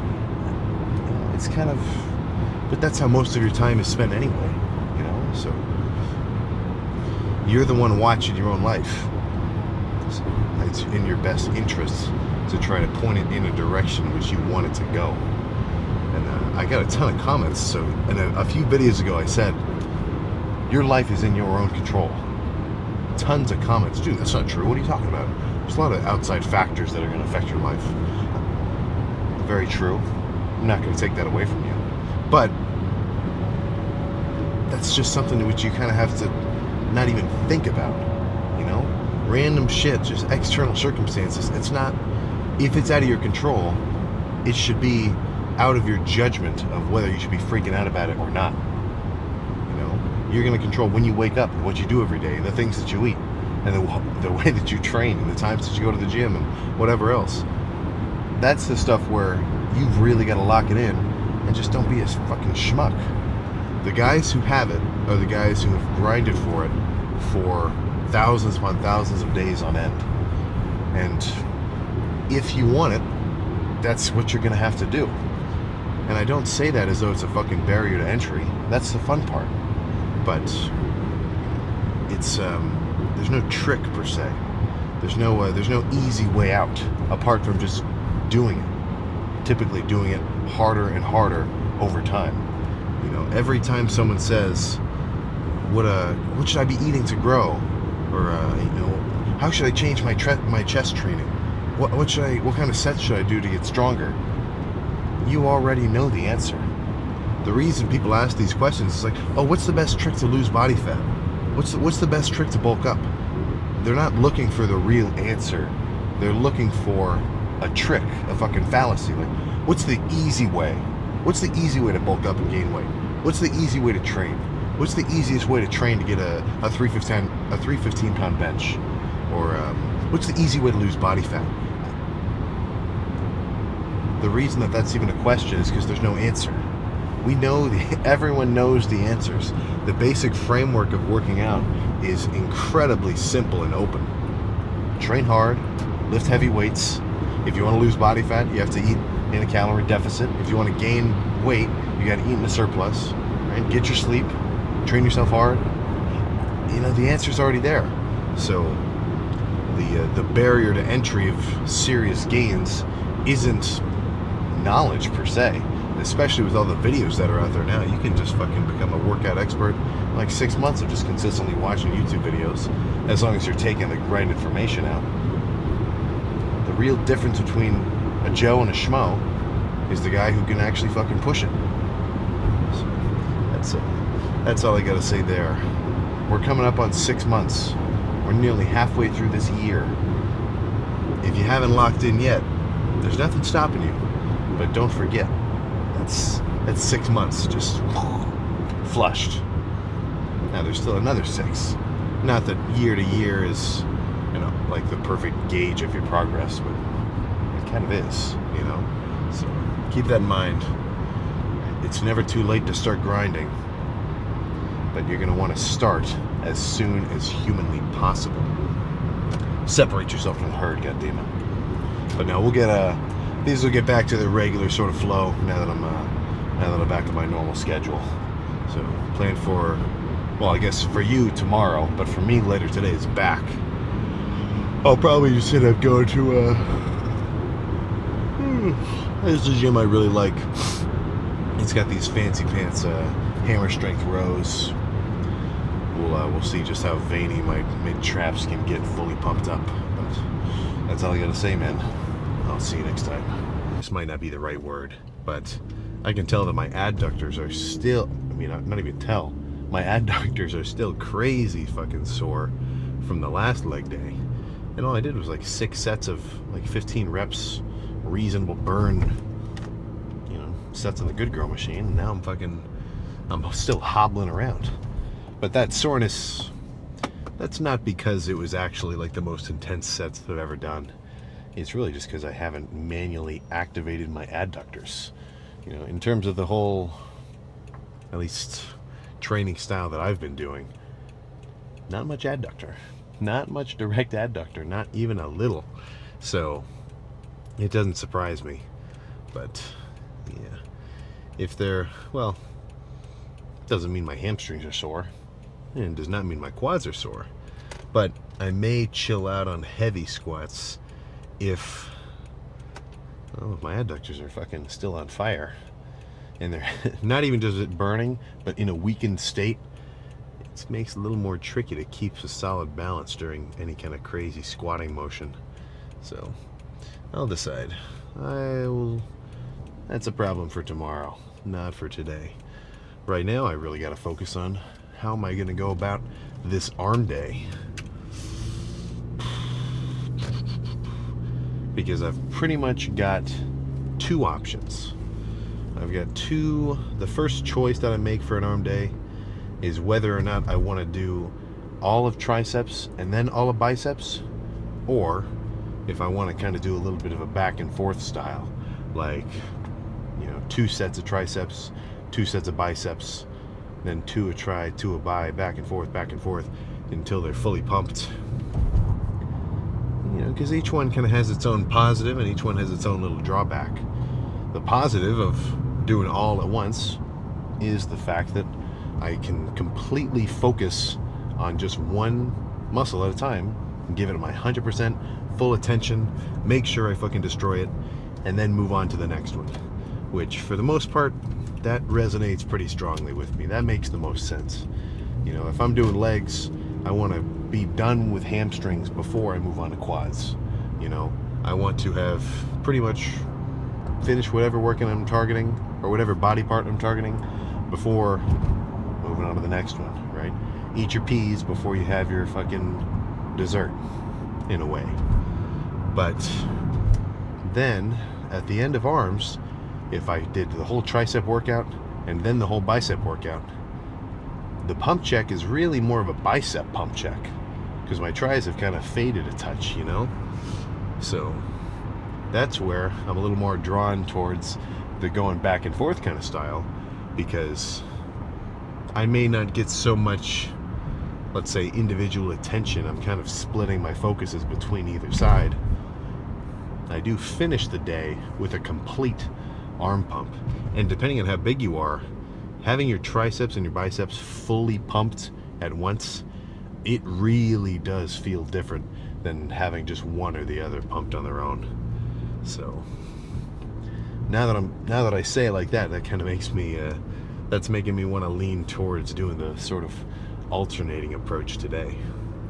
But either way, some heavy sets, some light sets, some drop sets, some supersets. You know, you can kind of have fun with it, right? Make sure to change it up. I wouldn't. I've had lifts before, and if you're a long-time viewer, you've seen them, where it's an arm day, and all that I did was heavy straight bar pushdowns, 8 sets, fucking just as heavy as I could go for like 10, 15 reps. Repeat, and that was it. You know, nothing complicated, nothing fancy. And then pretty much the same thing with biceps. You know, just 8, whatever amount of sets, just heavy alternating dumbbell curls, one after another, just straight set, no nothing fancy. Put them down, that's the end of it. And a lift like that, I've really got no fucking problem with, because the days that I stick to just one movement on its own are the days where that movement feels really good. You know, if for whatever reason a straight bar pushdown is just everything clicks. It's a perfect fit. Your triceps are firing. You can tell you're strong. You're loading up a lot of weight. You can really get a good squeeze. After just one set, you can already feel your fucking pump creeping up on you. Why would you want to move on to anything else? Now, I do know why. You know, you want to have variability to your workouts. I think one exercise for every body part indefinitely is not the best way to go about it. But for one lift, I mean, how many lifts are you doing? If you're going to work out thousands upon thousands of times over the course of your, your lifting journey, whatever, then it's definitely not in your best interest to make every lift kind of just cookie cutter, similar, you know? Because for one thing, I feel like, in a way, your body could get tired of it. You know, we all know the adage, you gotta shock the muscle, right? Change it up, give it stuff it's not used to. But also, you're gonna get bored of it. You know, if you do the same routine over and over and over again, and it's all just the same basic stuff, 3 sets of flat bench, 3 sets of incline dumbbells, 3 sets of pec deck, and you just repeat that. I mean, I'll hear people get tired of it all the time. Half the reason I end up hearing people say, like, oh, I'm changing up my workout split. I'm just so bored with it. It's not because they're like, okay, I need to do a new workout split because I want to prioritize my tricep growth, or I want to really maximize my, my hamstrings over my quads. The logic is always like, dude, I got to change it up. I'm getting tired of this, which honestly is a pretty fucking important thing to be watching, because the last thing that you want to do is get tired of your training. Then you're not going to want to do it. You know, if you've got a class, or if you had a class in high school or college or whatever where you actually enjoyed it and you liked what you were learning about, that's probably the class you got the best grades in. You know, the classes which you don't give a shit about, you're like, oh my god, this is such a chore, this sucks. And with working out, this is not required. This is all fucking internal. Nobody's going to force you to keep going to the gym on a consistent basis. It's all up to just how motivated you are internally to keep doing it. The guys who get the best results are the guys who want the best results. So I would think that most of them try to keep it in their best interest to say, like, all right, I want to make sure that the training I'm doing is not only effective for the goals that I want, but I also get to enjoy it, you know? So if I've got the choice between curling, light dumbbells for like a 30 rep or a 20 rep squeezing set, or if I could do a couple sets of, heavier dumbbell curls, more like 8 reps to failure, 10 reps to failure, and then move on to lighter stuff. Even if I think the stimulus is definitely comparable, I'm gonna lean towards the one that I like. Now, of course, don't hurt yourself. That's something I'm really trying to fucking instill into my own training. Because little tangent. For me to do a set so heavy that I hurt myself means I was a complete fucking idiot, total fool. So I've done it before. I'm trying not to do it again. But yeah, part of it's fucking personal, When someone tells me their training routine and it's a little bit, eccentric compared to what I would think. Like, they like, I always say I love incline pressing. I love heavy pressing first in my chest days. I want to finish with flies. I don't really want to start with that. If somebody tells me, like, dude, I can't start with heavy pressing. I want to pre-exhaust my chest with cable flies, get a good squeeze, burn out, and then move on to it. That's what I like. That's how I can go the hardest. That's fucking badass, man. There's not one way to skin this cat. There's not just one way to get a pump. And I think the fact that people get results from doing such crazily different styles of training, I'm talking like the 3 days a week full body guys, even the bro split guys. I do think you should hit every body part more than once a week. Of course, I think 2 is around the sweet spot. But I'm getting distracted. There's a cyber truck over there. That's the first one I've ever seen in person. But the fact that people can get results doing workout routines and rep schemes, and like their workouts look incredibly different, what that makes me think is, okay, a lot of different kinds of working out works. So whichever kind ends up making the most sense for you, and you can get behind, you can understand why you're doing everything, you really just like, you can get amped up doing a heavy set, or you love just fighting the pain of a really long, slow, controlled set of leg extensions, or 20 rep squats with 3 plates, or like a relatively lightweight for you, like, whatever, So for the most part, that's what I'm more concerned about. Not necessarily exactly what your training is, but how it relates to your own situation, and how you can explain why you enjoy it. Somebody who has been lifting for a pretty long while, as long as they're actually putting some effort into their training, they have a really good sense of their own taste for what they like. So if you're a beginner, don't worry about it. It's going to develop over time. So for the beginner, I think it is pretty important to make sure you get well versed. Look up an Athlete X video, like how to do tricep push downs, and really kind of get the basics down. But once you've gotten a solid understanding of what you're doing, then you can be a little bit more picky and say, okay, I like doing this, I like doing this, I love doing some of this, and so on. And as long as you can get results with what you're doing, then your training is fucking effective. Be it science-based, more kind of bro science-based, whatever. The only kind of training that I like is results-based training. So if you're getting results, hell yeah, man, perfect.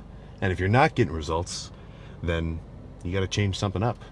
And again, that's where it's a little bit, not even a little bit, it's your fucking responsibility to look at your training and say, what piece of this puzzle does not fit? What piece of this puzzle is backwards, upside down from a different set? What do I need to change to keep growing, or to keep getting stronger, or to keep getting leaner? There's a couple of vectors of, when I say progress, it can look very different to very different people, right? If you're coming back from an injury, even just getting back to kind of a baseline, like healthy athletic state, that's the goal of the progress. So it's, it's like, again, look at your own situation and decide like that. But I think plan now, warm up, forearms, triceps, rotator cuff, everything. And I think I'm leaning towards the alternating style, because I kind of want to finish the day with a complete arm pump. But let's, no more chit chat. Let's just get started and have a really fucking sick. One of the boys showed up right as I was done, so it's been a little while. Actually, it's been like 45 minutes. I am starving. I am really fucking hungry. I've got pretty much a whole bowl of double chicken from Chipotle. No rice, no cheese, no queso, no sour cream. I'm talking just chicken and some salsa. So that's gonna be about, I don't know, let me think, like 9. I'll have to kind of see exactly, but probably in the 70 gram range of protein, and then maybe 20 grams of carbs, just from because they kind of add, people love adding a touch of sugar to stuff, man. It's hard to escape. But cutting out the rice, cutting out the cheese, the queso, I mean, that's a really big jump. And then if I decide, all right, I need a little bit of cheese, guess what I can do? Just sprinkle on a certain, probably 2 servings, 56 grams worth of fat-free mozzarella, throw it in the microwave, getting a little bit melty, 0 fat, only an extra 4 grams of carbs, and 18 grams of protein, which, not the worst source, honestly. I mean, in one of the bigger ingredients, I'm kind of half remembering it, but straight up whey protein isolate added to this kind of a cheesy concoction.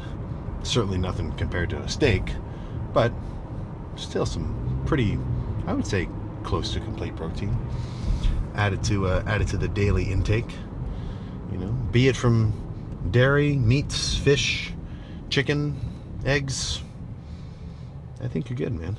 I'm not I mean, look, the whole deal is you need a complete fucking array of amino acids. And I think there's 12 big ones.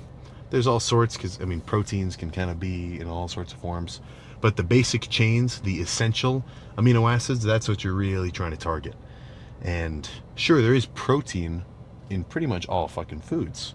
There's protein in beans, there's protein in peanuts, there's protein in wheat, there's protein in soy, there's protein in tofu, whatever. But animal products are pretty much top dog as far as I'm concerned, because, I mean, you can just look it up, man. It's a protein grading scale, right? Type that into Google, take a search, and it's essentially a grade of 0 to 100 in terms of essentially a combination of pretty much every factor that would determine if a protein source is good or not. So it's taken into account like bioavailability, how well you can digest it. Can you actually even absorb the protein that you're eating? Does it have every fucking amino acid that you need to use to fucking build muscle?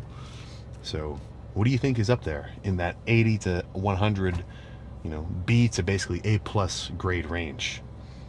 If you were to guess beef, eggs, milk, fish, talking salmon, tuna, everything, it's all up there. And as you go down the scale, that's where you get a little bit more into like the soy proteins and the bean proteins and wheats and like, every other kind of obscure protein source that there is. So I look at that and I say, looks like I know what the best option is. The top dog stuff, high quality grades. So that's where I'm a little bit less stringent with my macro tracking, which I'm not necessarily saying this as a recommendation. It's just kind of how I go about it. But when I look at the carb smart, low carb bread, buns, or tortillas or whatever, and it has 3 grams of net carbs, 1 gram of fat, and then it says 5 grams of protein, I typically just don't even count that protein. I definitely don't count it towards my, end goal for the day, which is about 250 grams of protein. It is still technically calories. Every gram of protein, regardless of whether it's complete or not, is going to have 4 calories per gram. So if you're eating a crazy amount, then it is going to be pretty, it is going to have a definitely large effect on your calorie intake. But here and there, especially if you're bulking, I say don't count it. Focus more so on the big dogs, meats, dairy, and fish. I think that's where it's really at. But if your shit is, get big vegan, do it. It's your life, man. I'm not gonna say that you can't, but play now, go home and eat, then just fucking chill. Fold some laundry. Probably, what was I about to watch? Mark Wahlberg movie, Oil Rig, Deep Water something or other. Yeah, something like that. Seemed kind of interesting. And in terms of your media consumption, I thought that was a right turn only lane. I was kind of surprised that guy in front of me was pulling forward.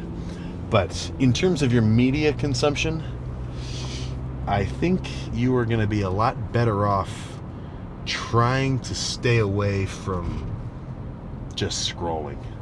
Like, sure, the dopamine hit, it's pretty strong. I mean, that's why every social media platform there is fucking swiping upward, right?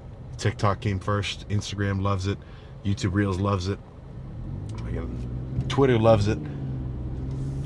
I think you're probably better off trying to watch a movie or something, or at least like a TV show, because with stuff like that you can kind of do it passively, and you're not just like locked into 2 hours of nothingness. And anybody that is self-aware about this, they know you can just destroy 2 hours of time scrolling on TikTok or on Instagram, and it's like just fucking, that's just time that is completely gone. So at least if you like watch a movie you haven't seen before, or a show you haven't watched before or something, at least you get a little more out of it. It's still entertainment. You're kind of you're not necessarily actively doing anything, but that's one thing I try to do. I'm trying to limit my screen time, at least my screen time that is like completely wasted. So just a little insight. I mean, I'm definitely a phone addict for sure. I'm pretty locked in, but I'm trying to chillax. So, what's your plans for this summer, man? Right, you gonna lock it in? Who's well, it's already June. Actually, is it? Is today June? No, nearly June. End of May. So, January, March, April, May. We're 5 months in, man. 5 months, there's only 12 in the year. Do you know somebody, or were you the guy who was posting shit on his story or like hyping up to his friends like, dude, I'm locking it in this year. You're not even going to recognize me at the end of this year, man. Dude, new year, new me. This is going to be my year. We're halfway there, man. We are halfway there. And if you are on your shit and you know it, then me saying this, me doing kind of a call out to you directly, it probably feels pretty good, because you're goddamn right I'm fucking grinding. What are you talking about? Now the guys who are slacking, and I'm sure you know them too, they're not real, they want it, but they don't want to do it. Hopefully they come to a realization soon that, well, I don't know. It's your life. It's your life. I always kind of, I can't get over the sentiment. The guys who really want it are the guys who are going to get it. And vice versa. The guys who have it are the ones who really want it. So if making some gym progress, and this could go for anything. Of course, I'm going to be talking about lifting. But if you can't handle the work per se of tracking your macros and getting your meals down and training on a consistent basis and just fucking working towards something like that, even if it doesn't have like a like a massive payout at the end or anything, going through the process of doing something like that in your life, it's just nice, man. What else are you supposed to do? Just like hang out and fucking go out to the bars at night every night and have fun there, and that's the enjoyment? I don't think so. I get a lot of flack when I talk about how you shouldn't drink, and I mean I could see how it's kind of it's not. I'm kind of calling you out in a way, right? Like, for anybody who kind of doesn't have a fun day, that's the fun part at the end of it. So for me to say that's not necessarily awesome, I'm saying, what the fuck do you know, man? But in a lifting context, and honestly, in just an overall progression context in any fucking facet, look, man, I don't think any kind of drinking is going to do you much good. And everyone knows this too. Everyone knows this. It's just people are kind of everyone's so backhanded when you start trying to grind. And the people who this really sucks for is guys in a friend group, or if you got a group of, your dogs or whatever, and you guys go drink all the time. That's your shit. That's the hangout. And you suddenly want to break off. Like, if you've got a crew of 6 dudes around you or whatever, and they're all going out drinking, and then you say, no, I don't really do that anymore, man. No, I'm not going to say nobody is going to be understanding to that. There are nice dudes. They're going to be like, nice, man, sweet.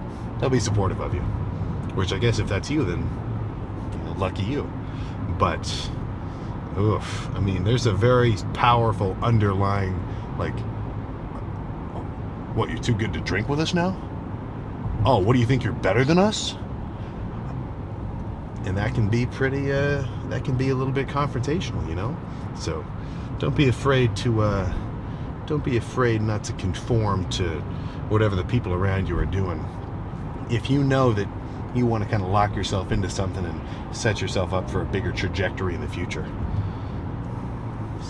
So that's my shtick there, right? What's better? Getting a badass pump, growing over time, honestly, literally just feeling good, not having to wake up. I'm not saying everybody gets shit-faced every time they drink, but it's just a straight-up toxin, So that's my take. It's definitely going to improve your pumps to remove that from your routine. But I'm not your dad. Do whatever the fuck you want. So the plan is to go home, eat, sleep, cardio in the morning, followed by legs tomorrow, which I want to do some more.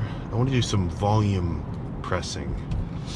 Like I'll probably still start off with heavy leg extensions, single leg, but I want to finish with like even just 2 plates on like the Smith machine and just try to kind of burn out. because burning out on quads is it's so much more different than any other muscle group. And if you've ever gotten a really crazy quad pump, then you know what I'm talking about. Because even though like I can keep doing reps, like the strength is there, like something about the fucking just, I mean, it's just so much blood all in one muscle group. It's, I don't know. Quads is really, it really is its own muscle. It's hard to compare its training to anything else. So that's the plan for tomorrow. Try to get as many veins out as possible. No cheating. Locking in 2,500 these last 2 weeks. See if I can get just a touch more body fat off before the to be determined title of this next bulk, which, not to say any numbers, not to throw any numbers out there, but 280 pounds, I don't think that's uncalled for. I don't think that's out of the question. So we'll see what happens, but I will see you next time.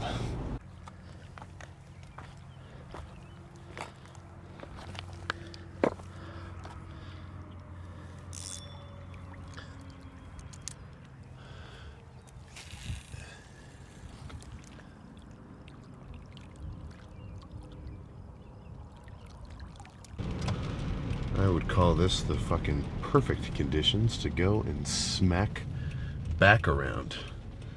And I definitely do not mind the rain right now because the pollen is fucking killing me. I'm a little better about it when I was younger. Every spring kind of just pollen-y season, I would be fucking just rubbing my eyes all day long. Looked like I had a... Well, I was about to say looking like I had an allergic reaction. Literally having an allergic reaction. Like, I'm not talking anything serious. This isn't EpiPen level stuff, but it does kind of suck. So, whenever it rains, of course, kind of takes all the pollen out of the air. A little nicer to be outside. So it's like, even though it's warm and sunny, I almost feel like this doesn't count as summer. At least not for me, until I can really get outside and enjoy it. I'm talking biking around, fucking getting air in my face and not having to worry about the fact that I'm going to be freaking exploding my nasal cavities into paper towels for the next few hours. But yeah, plan now. Back, you know the deal. You already know the deal if you've seen some of these. Pull downs, rows, fucking... Oh, there we go. Pull downs, rows, pullovers. Today might even be a little bit of a lighter day. It kind of depends on how I feel when I get in. But I can, yesterday during chest, I could still feel my back from the last back workout I did. That real heavy one where I was doing like 5 plates on the row machine and fucking the pull downs. Kind of heavy, nasty. And then the heavy T-bar rows. That was a really good back day. And I don't mind contrasting lifts back and forth with each other. If anything, I think it's probably not, or not even probably not, it probably is a good approach, right? Maybe one day do a real kind of heavy focus day, lean towards a bit more heavy working sets, tons of tension, really fucking pushing yourself to your, your maximum force output. But then, let's say the next day comes around, maybe go a little bit lighter. Focus more on light squeezing stuff, I don't think one method over the other is the perfect answer. With everything, it's pretty much a balance. So if one leg day, I do crazy heavy squats, really heavy RDLs, which I'm now starting to do a little more. I didn't want to work out with kind of heavy RDLs, but stuff like that.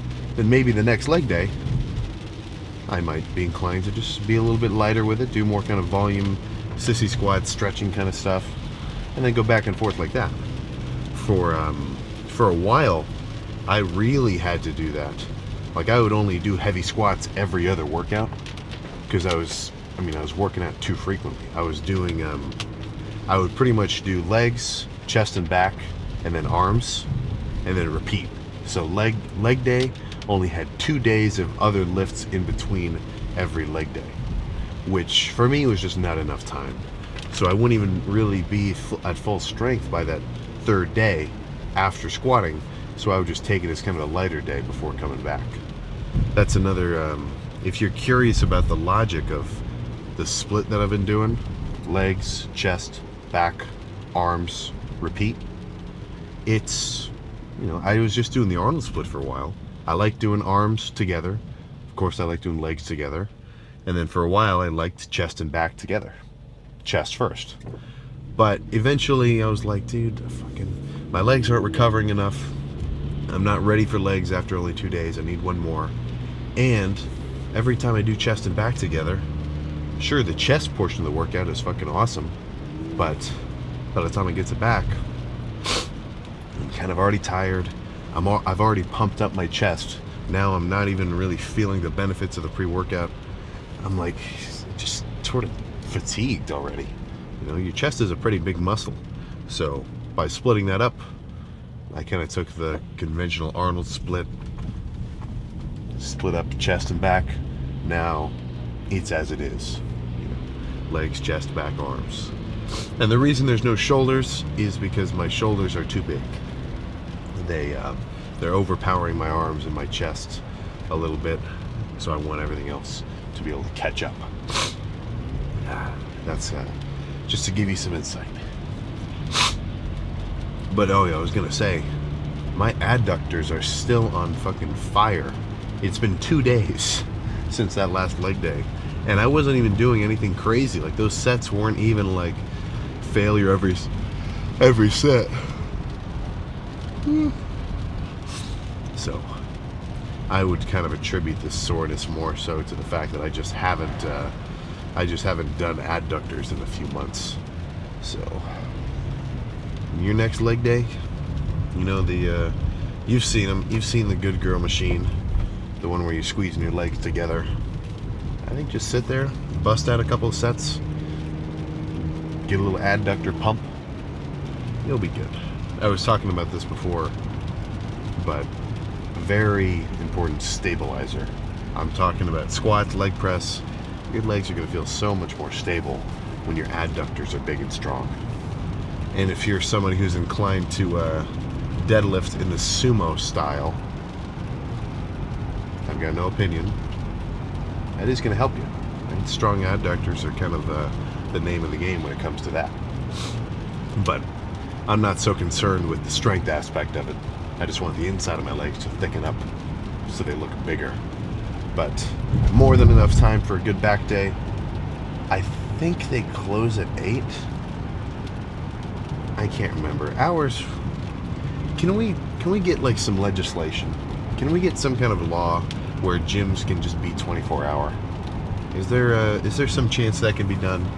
That would be, well, I know I would like it. But let's just cut to whatever the first working set ends up being. If I had to guess, I don't know. There we go. Chest inbound. Now, how am I going to go about this chest workout, you say? I think you already know the answer to that. And I think we all know, right? There is the limit. There is a excuse me. But look, there's a limit. There's a point where you're lifting so heavy that you're not really doing it because, I want to maximize the amount of tension I have in the targeted muscle. It's more like, 4 plates is cool, which I'm beginning to get a little bit of a stronger grasp on. But look, do not consider any heavy set where you go hard and you're actually going to hit failure. Dude, do not consider that, you're ego lifting, man. Come on, guys. And we know this, right? We know this. So whenever anybody asks me, Sam, I want to work on my bench. How do I get my bench up? For the most part, I would say, well, your bench strength is going to grow and increase if your chest grows, right? Your strength and size for a while are pretty linear. So if you want a bigger bench, just get a bigger chest. And in that same note, I would say just keep it simple, man. The part of the workout which I feel is the most, let's say, conducive with progressive overload. Like the sets where you want to be comparing how strong you were this week compared to where you were last week, so that you can actually see yourself progressing in strength. That's pretty much going to be those first 3-ish really heavy working sets. That's where I'm most concerned with the weight, in a sense, where if I know I did 315 for 15 on incline bench last week or last chest day, then I know that that's physically possible for me to do. So I want to reach at least around that level of reps, if not try to push myself past that amount, get fucking 16, 17, you know? So after you've done a few hard sets, I'm talking like rep ranges 8, 12, where you actually hit failure on those first few sets of whatever heavy compound lift you're doing, and then maybe get a guy to give you some assisted reps too, I think you're good, man. And after that, at least as far as I'm concerned, I'm really just focused on getting a solid stretch and really just burning out my chest until it's as pumped as possible. Like I'm totally fine with 3 really good heavy working sets of bench or something, and then following that by some relatively lighter sets of just cable flies and even machine press or cable press, where I'm really trying to just squeeze and burn out. I don't think every set has to be a fucking 8 rep absolute muscular failure kind of situation. I pretty much say this every lift. I like an even mix of some heavy, hard sets. I'm really trying to maximize the amount of tension that I have in my chest. But I know for a fact I'm going to love a set of light decline cable flies at the end of chest day, where I'm not even doing that much weight. I don't even have to swing. Like, it's pretty light, and I'm just kind of accumulating damage over the course of like 20 reps, just burning out my chest. And then kind of something a little bit special about the flies too. They always just fucking completely fill me up pump wise. So that's kind of why I'm not really a massive fan when I see people start their chest day off with pec flies or cable flies, because it just feels a little backwards to me. You know, you can do this stuff however you want. You can go about the workout in fucking every way imaginable, and as long as you go hard on that specific muscle group, you're probably going to finish it with a pump, and you probably did some muscle growing work. But I think there's something to actually loading whatever your targeted muscle is with substantial load when you're actually strong, right? I mean, we've all heard the argument, your body doesn't know how weight, or it doesn't know how heavy the weight is, it only knows how heavy the weight feels, which I like. That's why as the lift progresses, I go lighter. My first sets are the heaviest ones. When I move on to a cable press or a fucking cable flies or whatever, I'm going way lighter, because my chest is now weakened. It can't even do that much weight, so I don't need that much weight to do a good set, you know? So I just think that, sure, you know, your body only knows how heavy it feels, but there's something special about actually doing a set where you're pushing whatever muscle it is you're targeting to its fucking limit. And I don't mean physical limit like hurt yourself. I just mean, you know, real heavy sets to failure. So whether that's on incline barbell, incline Smith, probably not incline dumbbell today, because I'm not a huge fan of the incline benches at this gym. Not that they're just bad inherently, it just doesn't fit my body. I kind of feel like I'm gonna slip out of the seat of them. But no matter what I start with, might even just start with fucking heavy machine press. I'm thinking heavy sets, followed by some cable flies, maybe some cable press, a little bit lighter, a bit more squeeze focused, as it were. And then I can guarantee in the next 45 minutes, after I warm up a little bit and get started, that my chest is going to be as pumped as ever. And, you know, even if the pump is subjectively cool, the coolness factor, the freak factor, is nearly as crazy as it's gonna be, because I am nearly done with this dieting phase.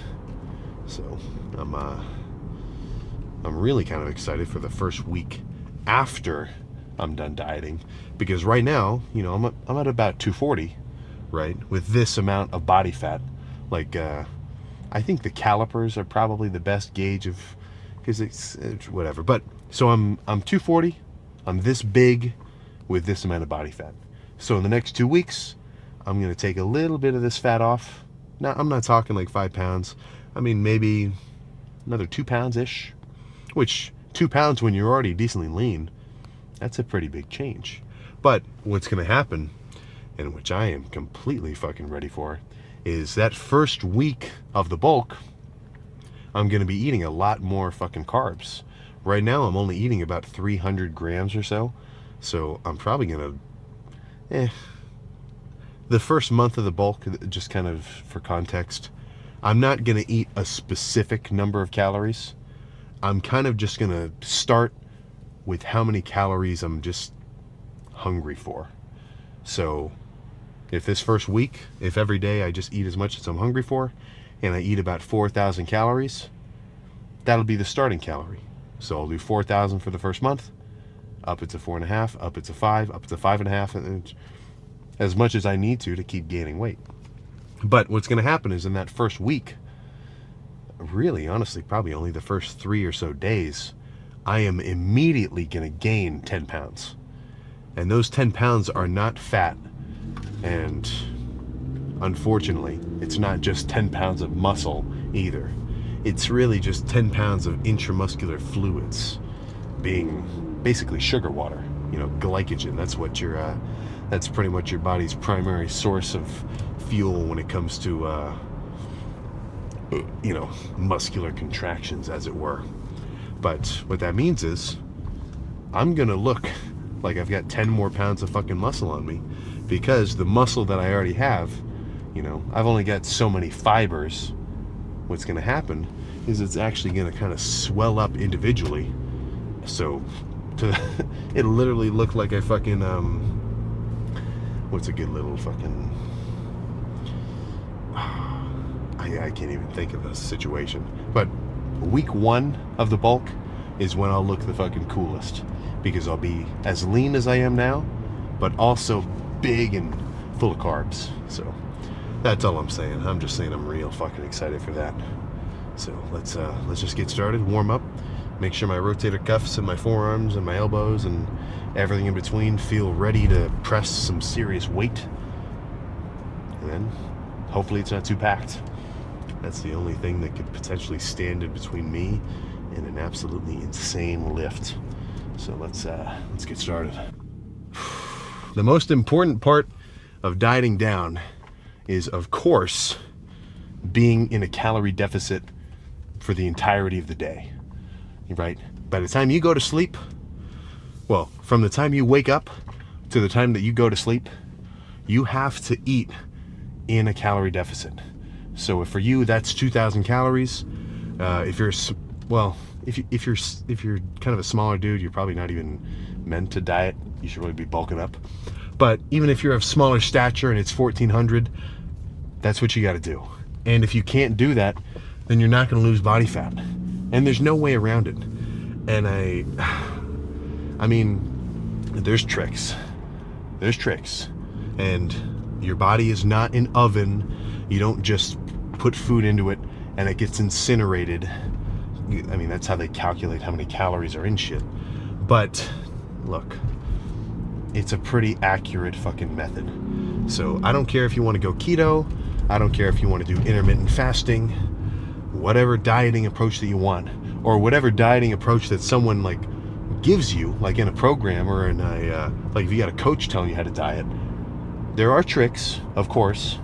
If I was about to do a bodybuilding show, I probably wouldn't be eating a Quest bar, because I mean, it's probably gonna fuck with my sodium and my water levels. You know, I'd want to eat very clean, consistent meals so that my look wouldn't change much. But in terms of just fat gain and fat loss, which we should really only be interested in the fat loss part, it's all a numbers game, man. And once you realize that, once you try it and you get the gist and the fact that, oh crap, I guess if I eat 4,000 calories a day, I'm not going to get leaner. Whoa. Once you kind of get a good grasp of that, it makes dieting so much easier, because that's no longer a guessing game. Somebody, I was talking to somebody before I did legs yesterday, and he's like, how important is tracking your macros really? Sam, how important is it really to track?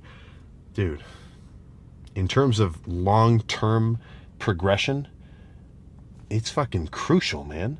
If I was trying to diet down over these last 2 months and I wasn't tracking my macros, or at least somehow tracking my calorie and my food intake pretty much every time I ate something, every day I'd eat a fucking different amount. Every day I'd have like maybe 3,000 or 2,500. Or one day I might think, oh, I'll just have a bigger day today. I'll be okay. I probably haven't overshot my goal too much. And then I'm at 4,500 calories for that day. You know, it's not an approach that's going to work. And same thing with trying to bulk up. Because we've all heard, or I mean, at least I hear it a lot. Dude, I eat a lot. You don't even know how much I eat. I eat a lot. Like, and I just can't gain weight. Look, you're not, well, not you, but that guy, he isn't really eating a lot. If you do the math and he actually tracked everything that he ate that whole day, then guess what? The dude's probably only eating like 2,500 calories, maybe. You know, having 3 sunny side up eggs, 2 pieces of toast, and a glass of juice for breakfast, it's not going to cut it, man. You know, you got to kind of make this a regimented aspect of your day if you want the payoff that that's going to give you. I'm not saying you have to be a total nut about your diet. There's fucking a pretty large chunk of guys who say, you know, I want to work out, I want to stay in shape, I want to eat whatever I want, I don't care about getting crazy lean. That's my deal. I lift and I eat how I like. Totally fucking fine, man. What? That's cool. But if you know that you want to grow and you want to put effort into it, but you're not willing to, you know, actually do what it takes to get there, and then you complain, or you know, like, oh, I'm not really where I want to be. I'm not really where I want to be body fat wise. No idea how to fix it though. Dude, it's too simple. It is absolutely too simple. You know what I'm holding right here? It's a certain utensil, aka a fork. Boom. Just put it down. No, okay. It's actually it's a bit more complicated than that. But in essence, that's all there is to it. Eating less food or eating more food. So let's say you've got a lifter. He knows how to train. He has a good routine. He's doing a push-pull legs for the first 3 days, Arnold split for the next 3 days, and then a rest day on Sunday. He knows what he's doing. He gets really good pumps. He's taking his pre-workout. He's taking his multivitamins. He's got some fish oil in his system. The guy's doing good. He probably even gets 30 minutes of sunlight exposure every day. Has a solid amount of vitamin D too. Everything in that equation is absolutely fucking perfect. Now, you know, let's copy him into an alternate reality. The alternate guy eats the right amount of food to grow. Let's say he's kind of plateaued in his progression. He wants to improve his gains. He wants to get a bit bigger, put some more muscle on. He starts eating more food. The other guy doesn't. As hard as he's training and as good as his sleep is and as good as his fucking micronutrient partitioning is and everything else, that guy's not going to grow because he just physically doesn't have the energy in his body or the nutrients or the fucking, you know, building blocks of muscle and everything to actually facilitate growth. So that's where I can't stress enough. You really just need to, well, you do need to eat to grow, but you need to eat to match what your goals are. And calorie tracking, macro tracking, for me at least, it makes the most fucking sense, you know? You gotta, I'm not saying that you need to fucking completely lose sense of enjoying food purely for its own sake. Look, I've been tracking my fucking macros for years. I still get to enjoy some fucking ice cream and a bowl of mac and cheese. I don't just see it as numbers. You know, you don't become a total, you don't get desensitized to it. which I think is kind of a bit of a off-putting aspect of dieting, is people just don't like to think about it. You know, if you know somebody who is actively eating in a way that is going to maintain and worsen their level of body fat, and they're just physically, they're bulking up in a bad way, you know, they probably would prefer, if they wouldn't, I'm just guessing here, but I would probably think that. But it kind of sucks because eating food is fun. Eating food is nice. You're going to get dopamine hit every time you have a sweet treat. So, you know, it's kind of hard to say, you know, stop eating so many sweets and have it not come off as a little bit of a personal attack. And I'm sure if you know anybody, especially, I mean, I hear this a lot, especially fucking, you know, parents to their kids, having them like dealing with their diet. People do not go about that in a very nice way. So it's kind of a hard pill to swallow, but also a hard pill to even deliver, because you kind of have to soft blow, like, dude, I really think you should try to get your diet in order. And I'm totally going off tangent here. That's kind of more of a lifestyle thing, but for real. And once you start doing it, you really won't stop.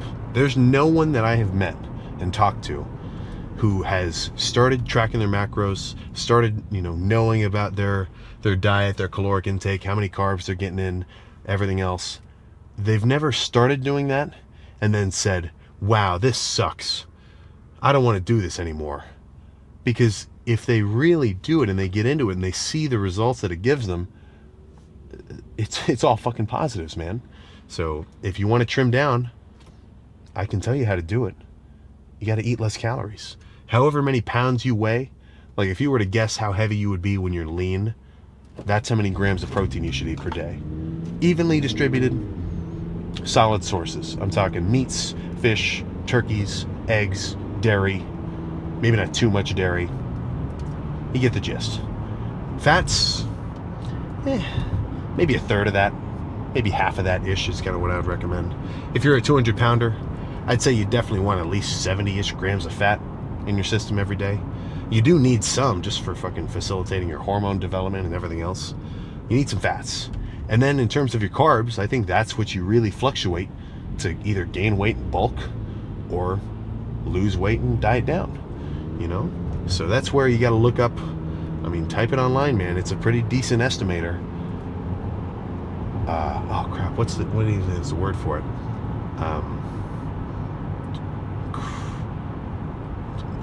Maintenance calorie calculator. Open up fucking Google, maintenance calorie calculator. There's a ton of them. Whichever the first one pops up is probably going to be decent. And it's going to have like 6 or so questions which you can fill out the answers to. Are you a guy or a girl? Check. How heavy are you? Okay, I weigh X amount of pounds. What's your estimated body fat? You know, I'm about 15% body fat. Boom. How old are you? I'm 22. Boom. How often do you exercise? What's your daily activity level? And then whatever it is. If you work out 4 times a day, you know, pick the one that matches whatever kind of exercise you do. If you got a long fucking labor job and you're actually sweating, you're actually doing some legit work, then put it to the fucking, you know, maximum intensity, 6 days a week of intense exercise. And then guess what it's going to do? It's going to pump out a pretty decent guess of some numbers that you can start with in terms of whatever your goal is. It's going to give you some calories that you could potentially use as a guideline for how much food you should eat when you want to bulk up. Same thing with dieting down. You know, it's going to pump out some macros for you where if you eat that much every day, odds are you're probably going to lose weight. It requires a bit more thought than that though, because it's just a website. It doesn't know you specifically. Everyone has a different level of, you know, energy expenditure. Everyone burns a different amount of calories every day. And that's not just determined by how big or small you are. Part of it is even just how fidgety you are. You know, if somebody really bounces their fucking knee all day long, or they're constantly just kind of like, that could be fucking 200 calories right there. So that is an awesome place to start. That is an awesome place where you can get a basic gist of how many grams of proteins, fats, and carbs you should eat every day to bulk up lean down, stay the same size, whatever. You have to take that, apply it to your own fucking routine, actually stick to it for a month, and see what happens. Because that's the actual litmus test on whether or not those are good numbers or if they're not right. If I were to try to eat, let's say it said, Sam, you need to eat 250 grams of protein, 100 grams of fat, and 400 grams of carbs to lose weight. Okay, that's interesting. Let's try it. I do it for 2 weeks, and my weight stays exactly the same. I track myself on the scale every day. I plug it into a Google Sheet, which you should definitely be doing. After a few months, you get to see some trend lines. It's kind of fun. But my weight stays the same, and every day I actually ate 250, 100, 400. Okay, well, that means that I'm eating in maintenance. I'm not growing. I'm not leaning down. I'm just staying the same weight. So that means if I want to lose body fat, I need to eat less calories. So let's cut off 100 grams of carbs. Let's drop it from 400 a day to 300 a day. I try that for a week. Okay, I just dropped a pound. Let's stick to it. Okay, I just dropped another pound. Sweet. Another pound. Now, what's going to happen is the process of losing weight and gaining weight, it becomes a bit of an uphill battle, because as you lose weight, as you get leaner and you're eating in a deficit, over time you're actually going to have to eat less and less food to keep losing body fat, because your body's now burning less energy per day as you get smaller. That's just kind of the nature of fucking organisms. So, I could do that 300 grams of carbs for a few weeks, lose another 2 pounds, but then my weight could stay the same for a week. And then that's my cue. Okay, I need to take off another 100 grams of carbs. Okay, now I'm actually losing weight again. All right, we're good. If there's another plateau, take off another 100 or 50 or, whatever increment seems about right.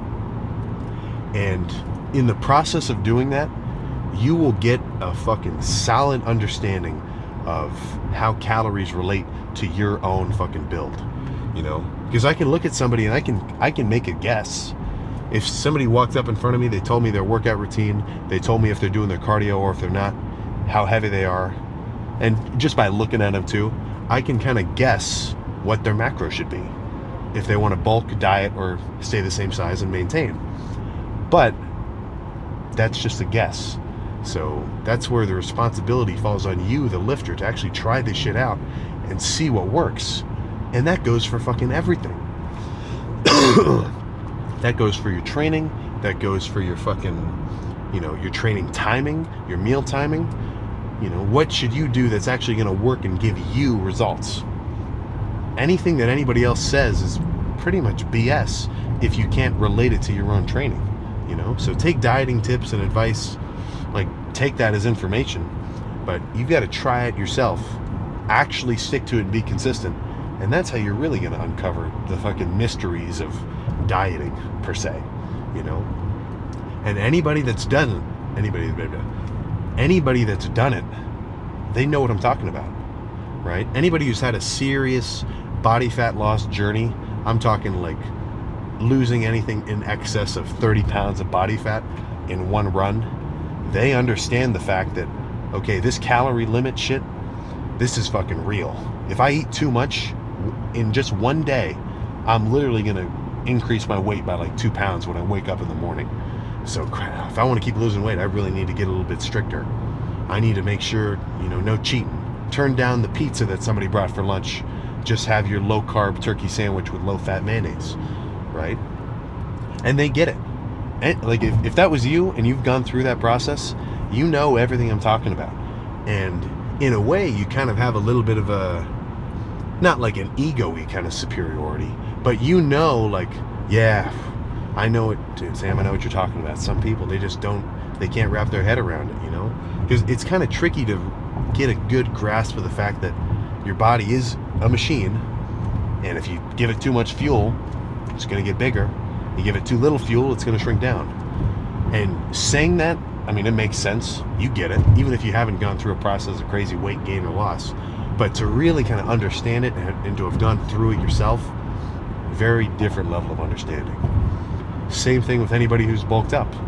If you've been plateaued for months or years on end, And then one day you finally say, dude, I've had enough. I got to really lock it in on this next bulk. I got to start tracking my shit. I'm doing meal prep. I want to make sure that I hit 4,000 calories every day for real and not just make it guesswork. Guess what? In those 4 months that guy did that, he blew up bigger than he ever has before. And he gets to say, holy crap, why haven't I been doing this fucking sooner? So that's my thoughts there, man. The sooner that you can lock in diet-wise, honestly, you're fucking unlocking gains that are kind of out of reach for a lot of people. And out of reach is maybe the wrong word, but don't forget, how many people do you know who are really tracking their macros and who are really putting effort into their diet and like making sure they're eating the right amount of everything? Not that many. And that's where it's just a barrier to entry. There's a reason why getting results and working out and fucking getting big is cool. It's because not a lot of people not a lot of people, anybody can do it, but it's a small percentage of people that do it. And it's because it comes with challenges, man. But that's the fun part. If it was fucking easy to get jacked, then it wouldn't be cool. Everybody would be jacked. We'd all just be floating around fucking, I don't know, just living. Right? The fact that it's kind of hard and takes a while, that's the fun part, You gotta, and this is getting back to how every cliche is actually fucking true as fuck. Not to drop too many F-bombs at once, sorry about that. I'm trying to limit myself. I don't even talk like that normally. It's something about the one-on-one with the camera that makes me just launch them out. But a lot of cliches, they are truer than you know. Right? The fun part's in the journey, not the destination. So, cardio in the morning, solid couple of meals until then. I'm probably going to have 2 lean cuts of New York strip steak. I'm going to make sure I cut the big kind of fatty side off before I cook them. That could be 20 grams of fat right there, man. That's 200 calories. And stuff like that. That's where it's important to get real anal, real detailed. And it's going to show. Your results will show it. So don't feel like you're wasting your time by trying to strain off all the fat from your ground beef, or by taking your time in the fucking dairy section at the grocery store to find like the skim milk or like the low sugar chocolate milk that has the best macros. That 10 minutes that you spent trying to find a good macro treat, it's going to pay off later down the line when you're itching for something sweet and you only have so many calories left for the day. But that's all I got. Plan for tomorrow is back, possibly at the same gym, to be determined. I can guarantee it's going to be a pretty solid pump though. I can still feel my back from last back day, which, I mean, being sore doesn't necessarily mean that you had a good workout, but it does mean that you went pretty hard, usually. I guess if you didn't get any sleep and you didn't eat any food and you didn't drink any water, you'd probably be pretty sore too. But you get what I'm saying. I'm excited, as always. So, I'll see you tomorrow. Check this guy out. He's a little hour to go head to a certain purple and yellow gym. And pretty much, scientifically, in a bro sciencey kind of way, and with what I hope to be a solid amount of aggression, totally wreck my legs. And I'm not talking just my quads. I'm not talking just my hamstrings. I'm talking complete legs. You know what I have been? It's not. I won't even call it laziness. I've just been fucking forgetting, dude. You got your front leg. You got your back leg, of course, right? Quad, hamstring. I've totally been slacking on my adductors.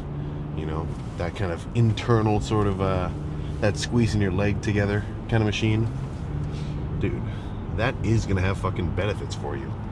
For one, that I can actually reference from my own fucking experience, is when I've got, let's just say, consistently trained adductors, I feel much more stable in a fucking squatting position.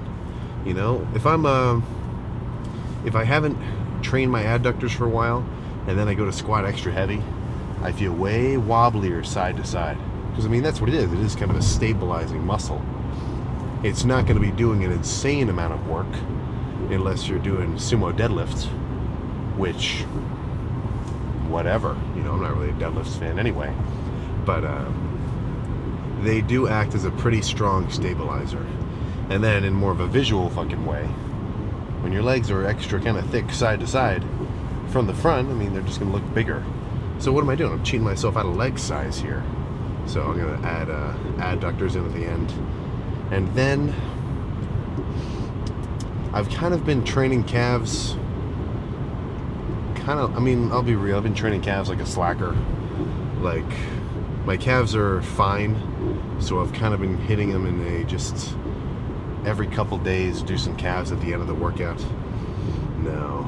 I think I need to be a little bit more methodical. You know, when I'm walking around, or when I get to see these legit bodybuilders walking around with their 20, 21, 22-inch calves, however big they are, they're not just doing calves every so often when they feel like they're ready for it.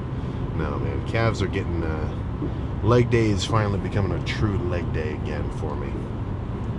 So, the order of operations, as it were: hamstrings, quads, adductors, calves. That's what I'm thinking. That is most certainly what I'm thinking. And, you know, I've been doing, I think it's just because I like it. It does always give me a pretty solid pump, and I feel good from it.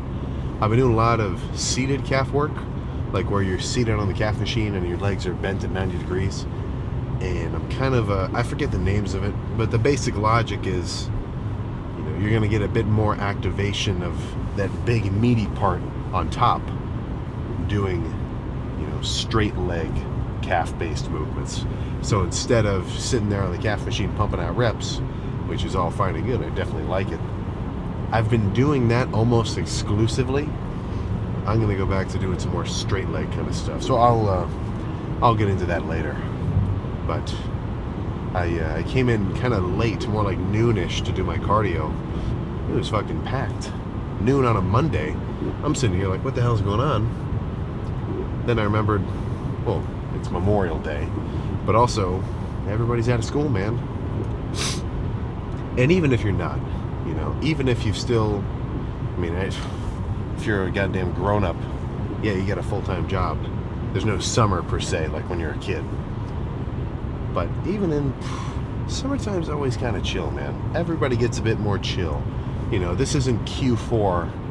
This isn't a high stakes period of time in the workforce in a sense. So if that's you, and you can notice you have just a little bit more time on your hands, even just a little, I think you got to use it in the gym, man. You know, I went on a pretty long rant about it, either last lift or the one after, or the one before that. But fuck, dude. I remember when I was younger, before I started working out, we would say, okay, this summer I'm going to start lifting. I'm going to the gym. I'm going to actually start working out. I'm going to start benching. I'm gonna. Never happened. Now, eventually it did happen, but there was a period of time when we're like, dude, we're going to fucking get jacked this summer. We're going to lock it in. You know, you kind of have to have a little bit of a change, a little bit of an internal mental trigger where you actually pull it and launch yourself into motion, right? I'm talking, it's 5 a.m., your alarm just went off, you're laying down in bed, oh, I'm sleepy, oh, I'm cozy. That's your routine right now without the gym.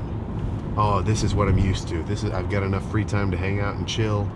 This is very nice. This is very comfortable. Oh, it's comfy in here. You know, make like David Goggins, man. Make like Jocko Willink. Get up! Get up and move. But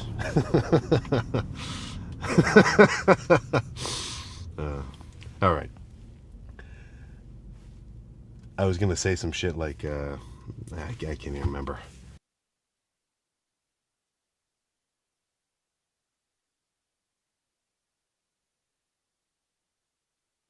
There we go. There we go. There is something mighty fucking special about sitting in your car for 30 minutes on your phone after a good workout. It's an intangible. It's an intangible. It can't be measured. It can't be valued. But it's a very nice time. But I was thinking. I kept getting fed like Alex Hormozy kind of hype videos on my Instagram Reels and TikTok. So I've got a little something or other to say to you. I've got a little something or other to start this little tar talk off with. And I mean, are you really doing what you want to do? For real? You know, I mean, that's kind of a rare situation. For the most part, if I was to kind of, guess what the average dude's day looks like, he gets up, does his responsibilities. If you're my younger demographic, school. If you're my older demographic, just straight up work. Come home, chill, hang out with your buddies. Repeat the process, man. I mean, you might be doing sports. I don't know. I always found that it was kind of a rare sighting to see somebody in my, because I mean, I did like gymnastics and diving and stuff when I was younger. Well, not even younger, up until even freshman year of college, man. Don't forget, I was a D1 athlete. God damn it. But even then, nobody really had a huge I didn't really sense that anybody had a huge passion for what they were doing. There were a few guys who I knew that they loved their shit. There's one guy we did gymnastics with. It's kind of like it's like a club. This guy was a little older. The dude's doing Junior Olympics, going to Stanford. He did the best because he really fucking liked what he was doing. If you remember your fucking football team or your track team or whatever you were on when you were younger, there might have been 3 dudes who were seriously pushing it because they wanted to improve. And everybody else just kind of did it. I mean, the majority of people do. They just kind of go through the motions of it. And what I was going to say there was, you've got to kind of analyze your fucking life in whatever state that it is right now. And from a third-person view, try to be as objective as possible. And really look at it and say, okay, what the hell can I change about this to improve it? And I mean, I guess that's up to you. That's depending on how comfortable you are with your state of being. If you are killing it right now, you're on track to do everything that you want to do and for a pretty long-term period, that's fucking badass. Perfect. That's what everyone wants. But if and me even just saying this, a few things are coming into your mind. It's like, what should you be doing right now? What should you start doing this week? What should you start doing this month? Right? What's something which you kind of have in the foreground, which is kind of approaching, and it's up to you to either, face it with enthusiasm or put it off, skip it, and just move on and try to forget about it. Right? So whether that's it could be whatever. So that's where time is your enemy. Time really is fucking working against you, because 1 week of just chilling, that can happen like nothing, especially if you have a very consistent day-to-day, right? If you're just kind of if you just wake up and live the same day over and over again, before you know it, boom, how many years have passed? Anybody in my way older demographic, it's like, just for some intel for you, it's like 30% below 18, 30% 18 to 30, and then 30% above 30. That's kind of a basic gist of it. Anybody in that above 30 range, you know what I'm talking about, right? I'm sure that you fucking felt it. So, I mean, how many people do you know, I don't want to say later stages of their life, but after you've lived a couple of years, how many people wish they could have turned back the clock and done what they really wanted? And that's up to you, man. That's sort of the sneaking opposition of your life, which you don't notice, right? I mean, it's kind of, every cliche is actually pretty fucking accurate and deep. You don't know what you have until it's gone. And that same thing goes for your potential to do whatever you want to do right now. So if you just go a few more months without doing jack and you just whatever, that time's going to pass. You're not going to notice. And then eventually, if you do want to do whatever it was that you could have then, it's too late. Too late. So your best bet is to try to catch it before that happens. You know, it's never too late to start whatever it is you want to do, if the time is now. Of course, 30 years pass, then it would be too late. So that's all I'm trying to say there. If you can develop a pretty solid grasp of the fact that time is flowing, you got some urgency to you, right? You got to start moving, the better. So that's kind of my point there. And what's extra nice about working out, circle all this back to the gym, is I get to see tangible gains over time. Every bulk that I've done, I've been heavier than I was before. And every dieting period that I've done, I've been heavier than I was before. Like right now, 240 is kind of hard for me to get below. I think in the next 2 weeks I might get to like 238. Pretty lean, like a bit leaner than I am right now, a little bit extra veiny, a little bit extra freaky. But that's an extra that's 8 pounds heavier than my last diet. I was about 230 last time I was real shredded. The one thing that kind of, not sucks, but it's just the nature of the beast, is when you get up in the 220s, 230s, or when someone's this big, a 5-pound jump in body weight in terms of lean tissue,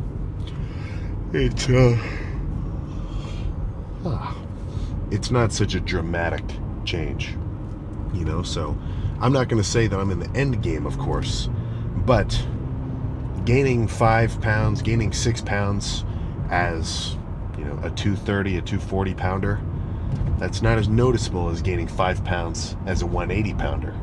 So over the next few years, the visual changes may begin to slow, because even if I jump up 10 pounds, that's only like a 5% difference. It's approaching negligible, but the numbers won't lie, man. So if that's your deal, if you got a fat loss journey ahead of you, and even if you're months deep into it and you're still not where you want to be, the fact that you can look at your fucking numbers and say, dude, I was 260 3 months ago, I'm 245 right now. I've been losing 5 pounds a fucking month. Right? I was just talking to somebody at the gym today. The dude's telling me he's been trimming down from 300, I think, or 280. No, yeah, he's 280 since the beginning of the year. 6 months have passed. Now he's at 240. You don't think that he's going to be motivated to keep going to 220 over the next few months? That's what he said his goal was. So once you're in motion, I think it's just a fucking upward spiral from there. Oh, I saw a little cat's eyes flashing me through the headlights. But yeah, man, once you start seeing results, and they're results in something which you're doing for your own personal satisfaction, nothing's gonna fucking stop you.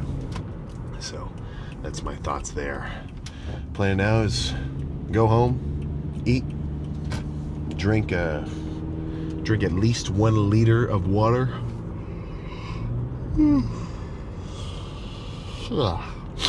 Cardio in the morning, and then I've got chest tomorrow. I'm extra excited for chest, kind of just because I love chest day. I like to think that I like every lift equally, because every lift is necessary to make the gains that I want to make. But there's something special about a chest day, and it might just be because chest is a little bit of a weak point for me. So when I see myself with a chest pump, I'm like, holy shit, I'm fucking jacked right now. So either way, I know it's going to be solid. And I've also got some new thoughts about my chest training that I want to talk about, but I won't spoil it until then. So just by hearing these words, hopefully it gets ingrained into your mind a little bit. Cardio. I need to get like an old, pocket watch and swing it, try to hypnotize you. whatever works. As long as you can get on that seated bike for 30 minutes, break a sweat, play on your phone. You already know my stance. So I'll see you tomorrow. Alright, so I don't know if you're in the you're in the northeast part of the States right now, but there is a storm brewing, and it has nothing to do with the weather. I'm talking about this arm workout. Now, will it consist of moderately heavy sets? Of course, but that's not the point. That is not the point, right? The point of any of the weight, for me at least, I'm not a power lifter, is to use it for the purpose of reaching muscular, well, not even muscular damage, let's say more like muscular stimulation, right? So today I'm feeling a little, I don't know what I'm feeling like. I'm feeling good, I know that much. I know it's going to be a good workout, but what exactly I want to do in it, it's kind of up in the air. I've been doing a lot of heavy shit. I'm talking very heavy curls, very heavy pushdowns, kind of biasing failure by, kind of just using as much weight as possible, which I like. But with arms, it gets a little tricky, triceps especially, because I don't always like to follow my basic formula, which is usually heavy stuff first, followed by light squeezing stuff. Because if you've hit triceps before, you know what I'm talking about. When you grab the rope and you're doing rope pushdowns, where you get to really squeeze and hold your triceps at the bottom extra tight, when you're fresh and your arms aren't pumped, you can squeeze really fucking hard. And if you don't know this, maybe see if you notice it next time you do triceps. But try a rope pushdown with no pump. You can get a pretty insane squeeze, and then cut towards later in triceps where you're nearly fully pumped, your workout's almost done, and then try to do the rope push down. Moderate weight. For me at least, my triceps won't even extend to completely straight. They're like so pumped up, they're almost getting in their own way. So I'm a little motivated to do some light squeezing stuff and kind of hit my triceps in more of a burnout sort of way earlier in the workout, so I can bias the fact that, or not bias, but take advantage of the fact that I can squeeze extra hard. So no matter what it ends up being, I know it'll be good. And triceps, once you have a staple set of exercises that you like doing, you could really put one of them on each side of a dice, flip it, do that one for a few sets, flip it again and pick a new one. I know I like the dip machine. I know I like the straight bar / easy bar pushdown. I know I like the rope. I know I like single arm pushdowns with a D handle. I might even do some overhead dumbbell stuff today, single arm. That's another one. Any of these in any order, I'd probably enjoy it, as long as the sets themselves were hard, and I push it to the limit. Whether you do a straight bar pushdown or a rope extension or the dip machine first, the order kind of becomes a little arbitrary, and I think it becomes a little bit more important for you to just do your exercises in a way that you can kind of connect with, so you can enjoy the workout and get a pretty fucking solid pump from it. I think half this shit about your actual workouts and how they should look. Now, of course, there are objectively good workouts. There is a workout where, if I had somebody pretty experienced tell me to follow them for their chest day, I could do it and probably say that was a really good chest day. Sweet. But I think there's a pretty large kind of unspoken percentage of what's gonna make or break a lift, and it's how much you can enjoy it. And I don't mean enjoy it like, oh, this is so easy, this is so fun. It's more like, that what you're doing is because it's going to give you a specific result, so you can really stand behind it and go after it, right? You can kind of, you got to fucking feel for it.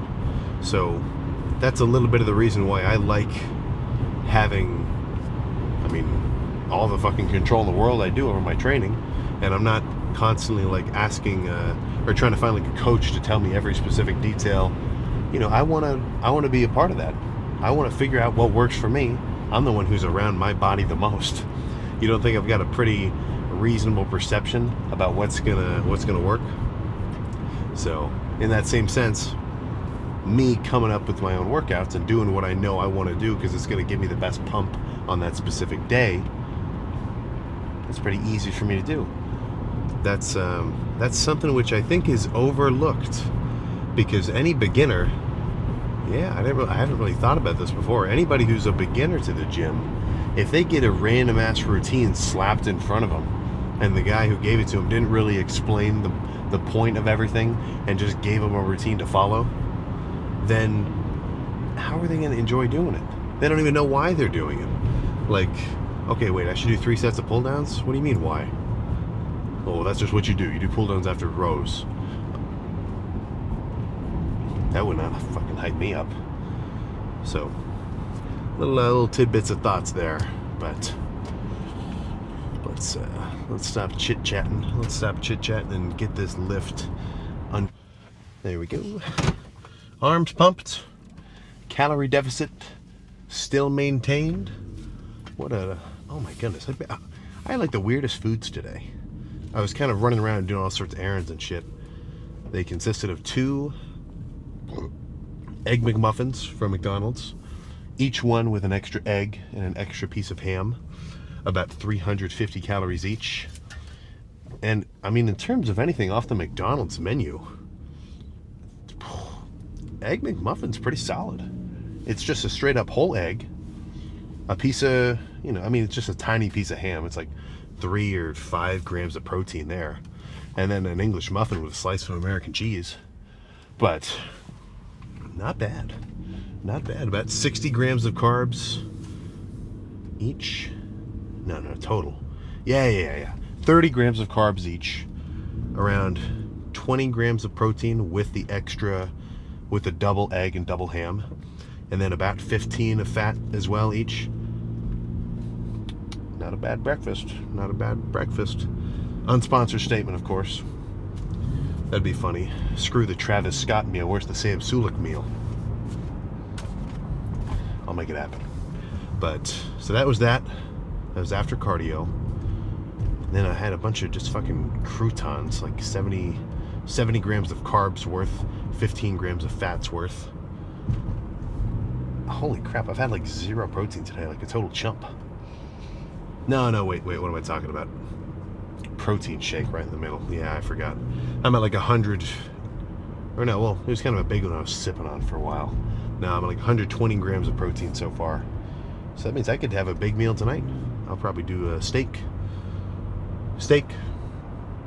and I'm not even sure what else. Tons of fluids. I know I'm fucking thirsty right now. But other than that, holy crap, I'm extremely warm right now.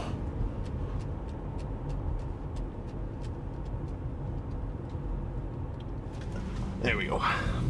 But yeah, so I'm a little bit, I'm not demotivated. Obviously, I'm still doing my diet, making sure I'm in my deficit. But I don't know, man. The dieting process, it's not as fun for me because there's nothing to do. The whole point of dieting and losing body fat, it's more like the act of not doing. It's the act of not eating, and just eating small meals. It's like I'm kind of not spoiled in a way, but it's like I'm used to like constantly having basically a fucking not even a side quest, a main quest headlining my fucking POV that says eat some fucking food right now. And every time I eat a meal, even when I'm bulking up, that's still up there. And it's like, all right, eat another one, eat another one, eat another one. And now that I'm dieting down, it's just gone? Kind of like, I just kind of, let's just say this, I can't wait to be bulking again. And I don't think that that's a surprise to anyone. But I'm going to get a touch leaner. Next 2 weeks. Yeah, probably about 2 weeks. And I'll have to call it. And I've said this before, but I'll just get into it again for those who haven't. Oh my goodness! I mean, it's definitely a small percentage of dudes that are watching every single one of these lifts. I think you guys should just kind of check in every so often with these. But with this next bulk, I have a few things that I want to keep in mind, or not even I want to keep in mind, that I am going to keep in mind, and am going to stick to ensure that I make some fucking serious growth. Number one thing is consistent meal timing. This is something which I haven't been so, I've been a little more carefree on in my previous bulking phases, because in my mind, and I mean, yeah, the amount of food that you eat for the entirety of the day is what's going to make up your calorie intake. So if you get 5,000 calories in before you go to bed, you're good, right? But I just, not optimal. I'm not doing that in an optimal way, because I definitely have days where I'm only at like 1,000 calories at 1 p.m. and then I eat the next 4,000 before 10. So all my eating is condensed into that one period of the day. So I want to have evenly dispersed meals. I'm talking like 8 o'clock right when I wake up to whatever time that I go to bed. I mean, not to go old school here, but like every 2 hours, a little something or other. Would not mind it. Would not freaking mind it. That'd be nice. Or not would be nice, that is going to be nice. Because then I never have a moment where my stomach is extra full of food and like my digestive, let's just say my digestive power is ever completely taxed all at once. So that's one thing, consistent meal timings. Another one, which I did kind of get into in my last bulk, which worked very well, was I'm going to basically titrate up the calories. And what I mean by that is, month one, I'm going to eat like 3,500. I'm floating around like 20, I might have to make it 4,000. Might have to make it 4,000. But 3,500, 4,000, that's going to be month one. Probably 3,500. We'll see. Whatever. Because I'm floating around 2,500. Yeah, no. I'm floating around like 3,000 right now. So yeah, I think 4,000 for month one. Stick to that. Gain a considerable amount of size for that first month. And then increase the calories to 4,500. Right? Ride that 4,500 for a while. Grow on it. And then basically around where I can kind of tell, like, okay, I'm getting used to this. This is nothing now. This is not even, I'm not even pushing it. I can eat more. Up it to 45. Up it to 5. Up it to 5.5. And now this is in like, 4-week, 5-week increments. But in doing so, it kind of gives me a much more steady, surplus. Because I've tried bulks in the past where I'm like, I'm bulking 5,000 calories a day, let's go. Boom. And then 5,000 calories a day from the get-go for 3 months, I blow up. In 3 months, I gain like fucking 30 pounds. Not all muscle, of course. But after that 3 months is up, I've essentially overstimulated my fucking gut, and I can't eat any more fucking food, man. And the only thing that's going to stop you from growing is if anything fucks with your food intake. So this last 2 bulks ago, I got up to 250-ish, and I could not break 250. I couldn't, 250 in the morning was a heavy day. I could not get past that 250 mark. Whereas this previous bulk, which subjectively felt the easiest of any that I've ever done, because I was gradually increasing calories over time as I got used to them. I hit 260 in 4 months. The last month of it kind of got a little bit messed up because there's a lot of traveling going on with the Arnold months and everything, and so I kind of called the bulk early. But increasing meals over time, combined with what I'm going to focus on to be very consistent meal sizes and timing. I'm talking meal prep. I'm talking some rice and chicken. I'm talking some steak and potatoes. I'm going to have my sweets as well. Don't get freaked out. Chocolate milk is not going to leave the calorie intake, of course. But I want to make sure I'm feeding the machine evenly throughout the day, so I never have like a massive hit. And I don't feel like I'm being overzealous when I say I think 280 is going to be beaten. Oh my god! Even just saying that, I'm getting excited. Oh man, I can't wait. Oh man, what a world. So, plan for tomorrow, cardio in the morning, of course, and then legs in the evening.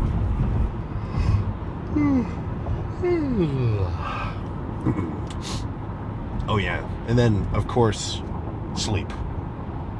I'm gonna try to lock in my sleep like a fucking like a baby, you know. Well, maybe not a baby, more like a what sleeps a lot. More like a cat. Yeah, more like a cat or something. I'm talking sleeping every chance possible. There's a reason people wear t-shirts that say sleep, eat, and train. That's what fucking works. So that's all I got, man. Legs, gonna be pumped as shit. Should be veiny. Not even should be. I know they're going to be. So I know I've been depriving you. I'm such a total asshole for that. I'm gonna get some grocery. I'm gonna get some food. I'm gonna get some something or others in here. Just wait for it.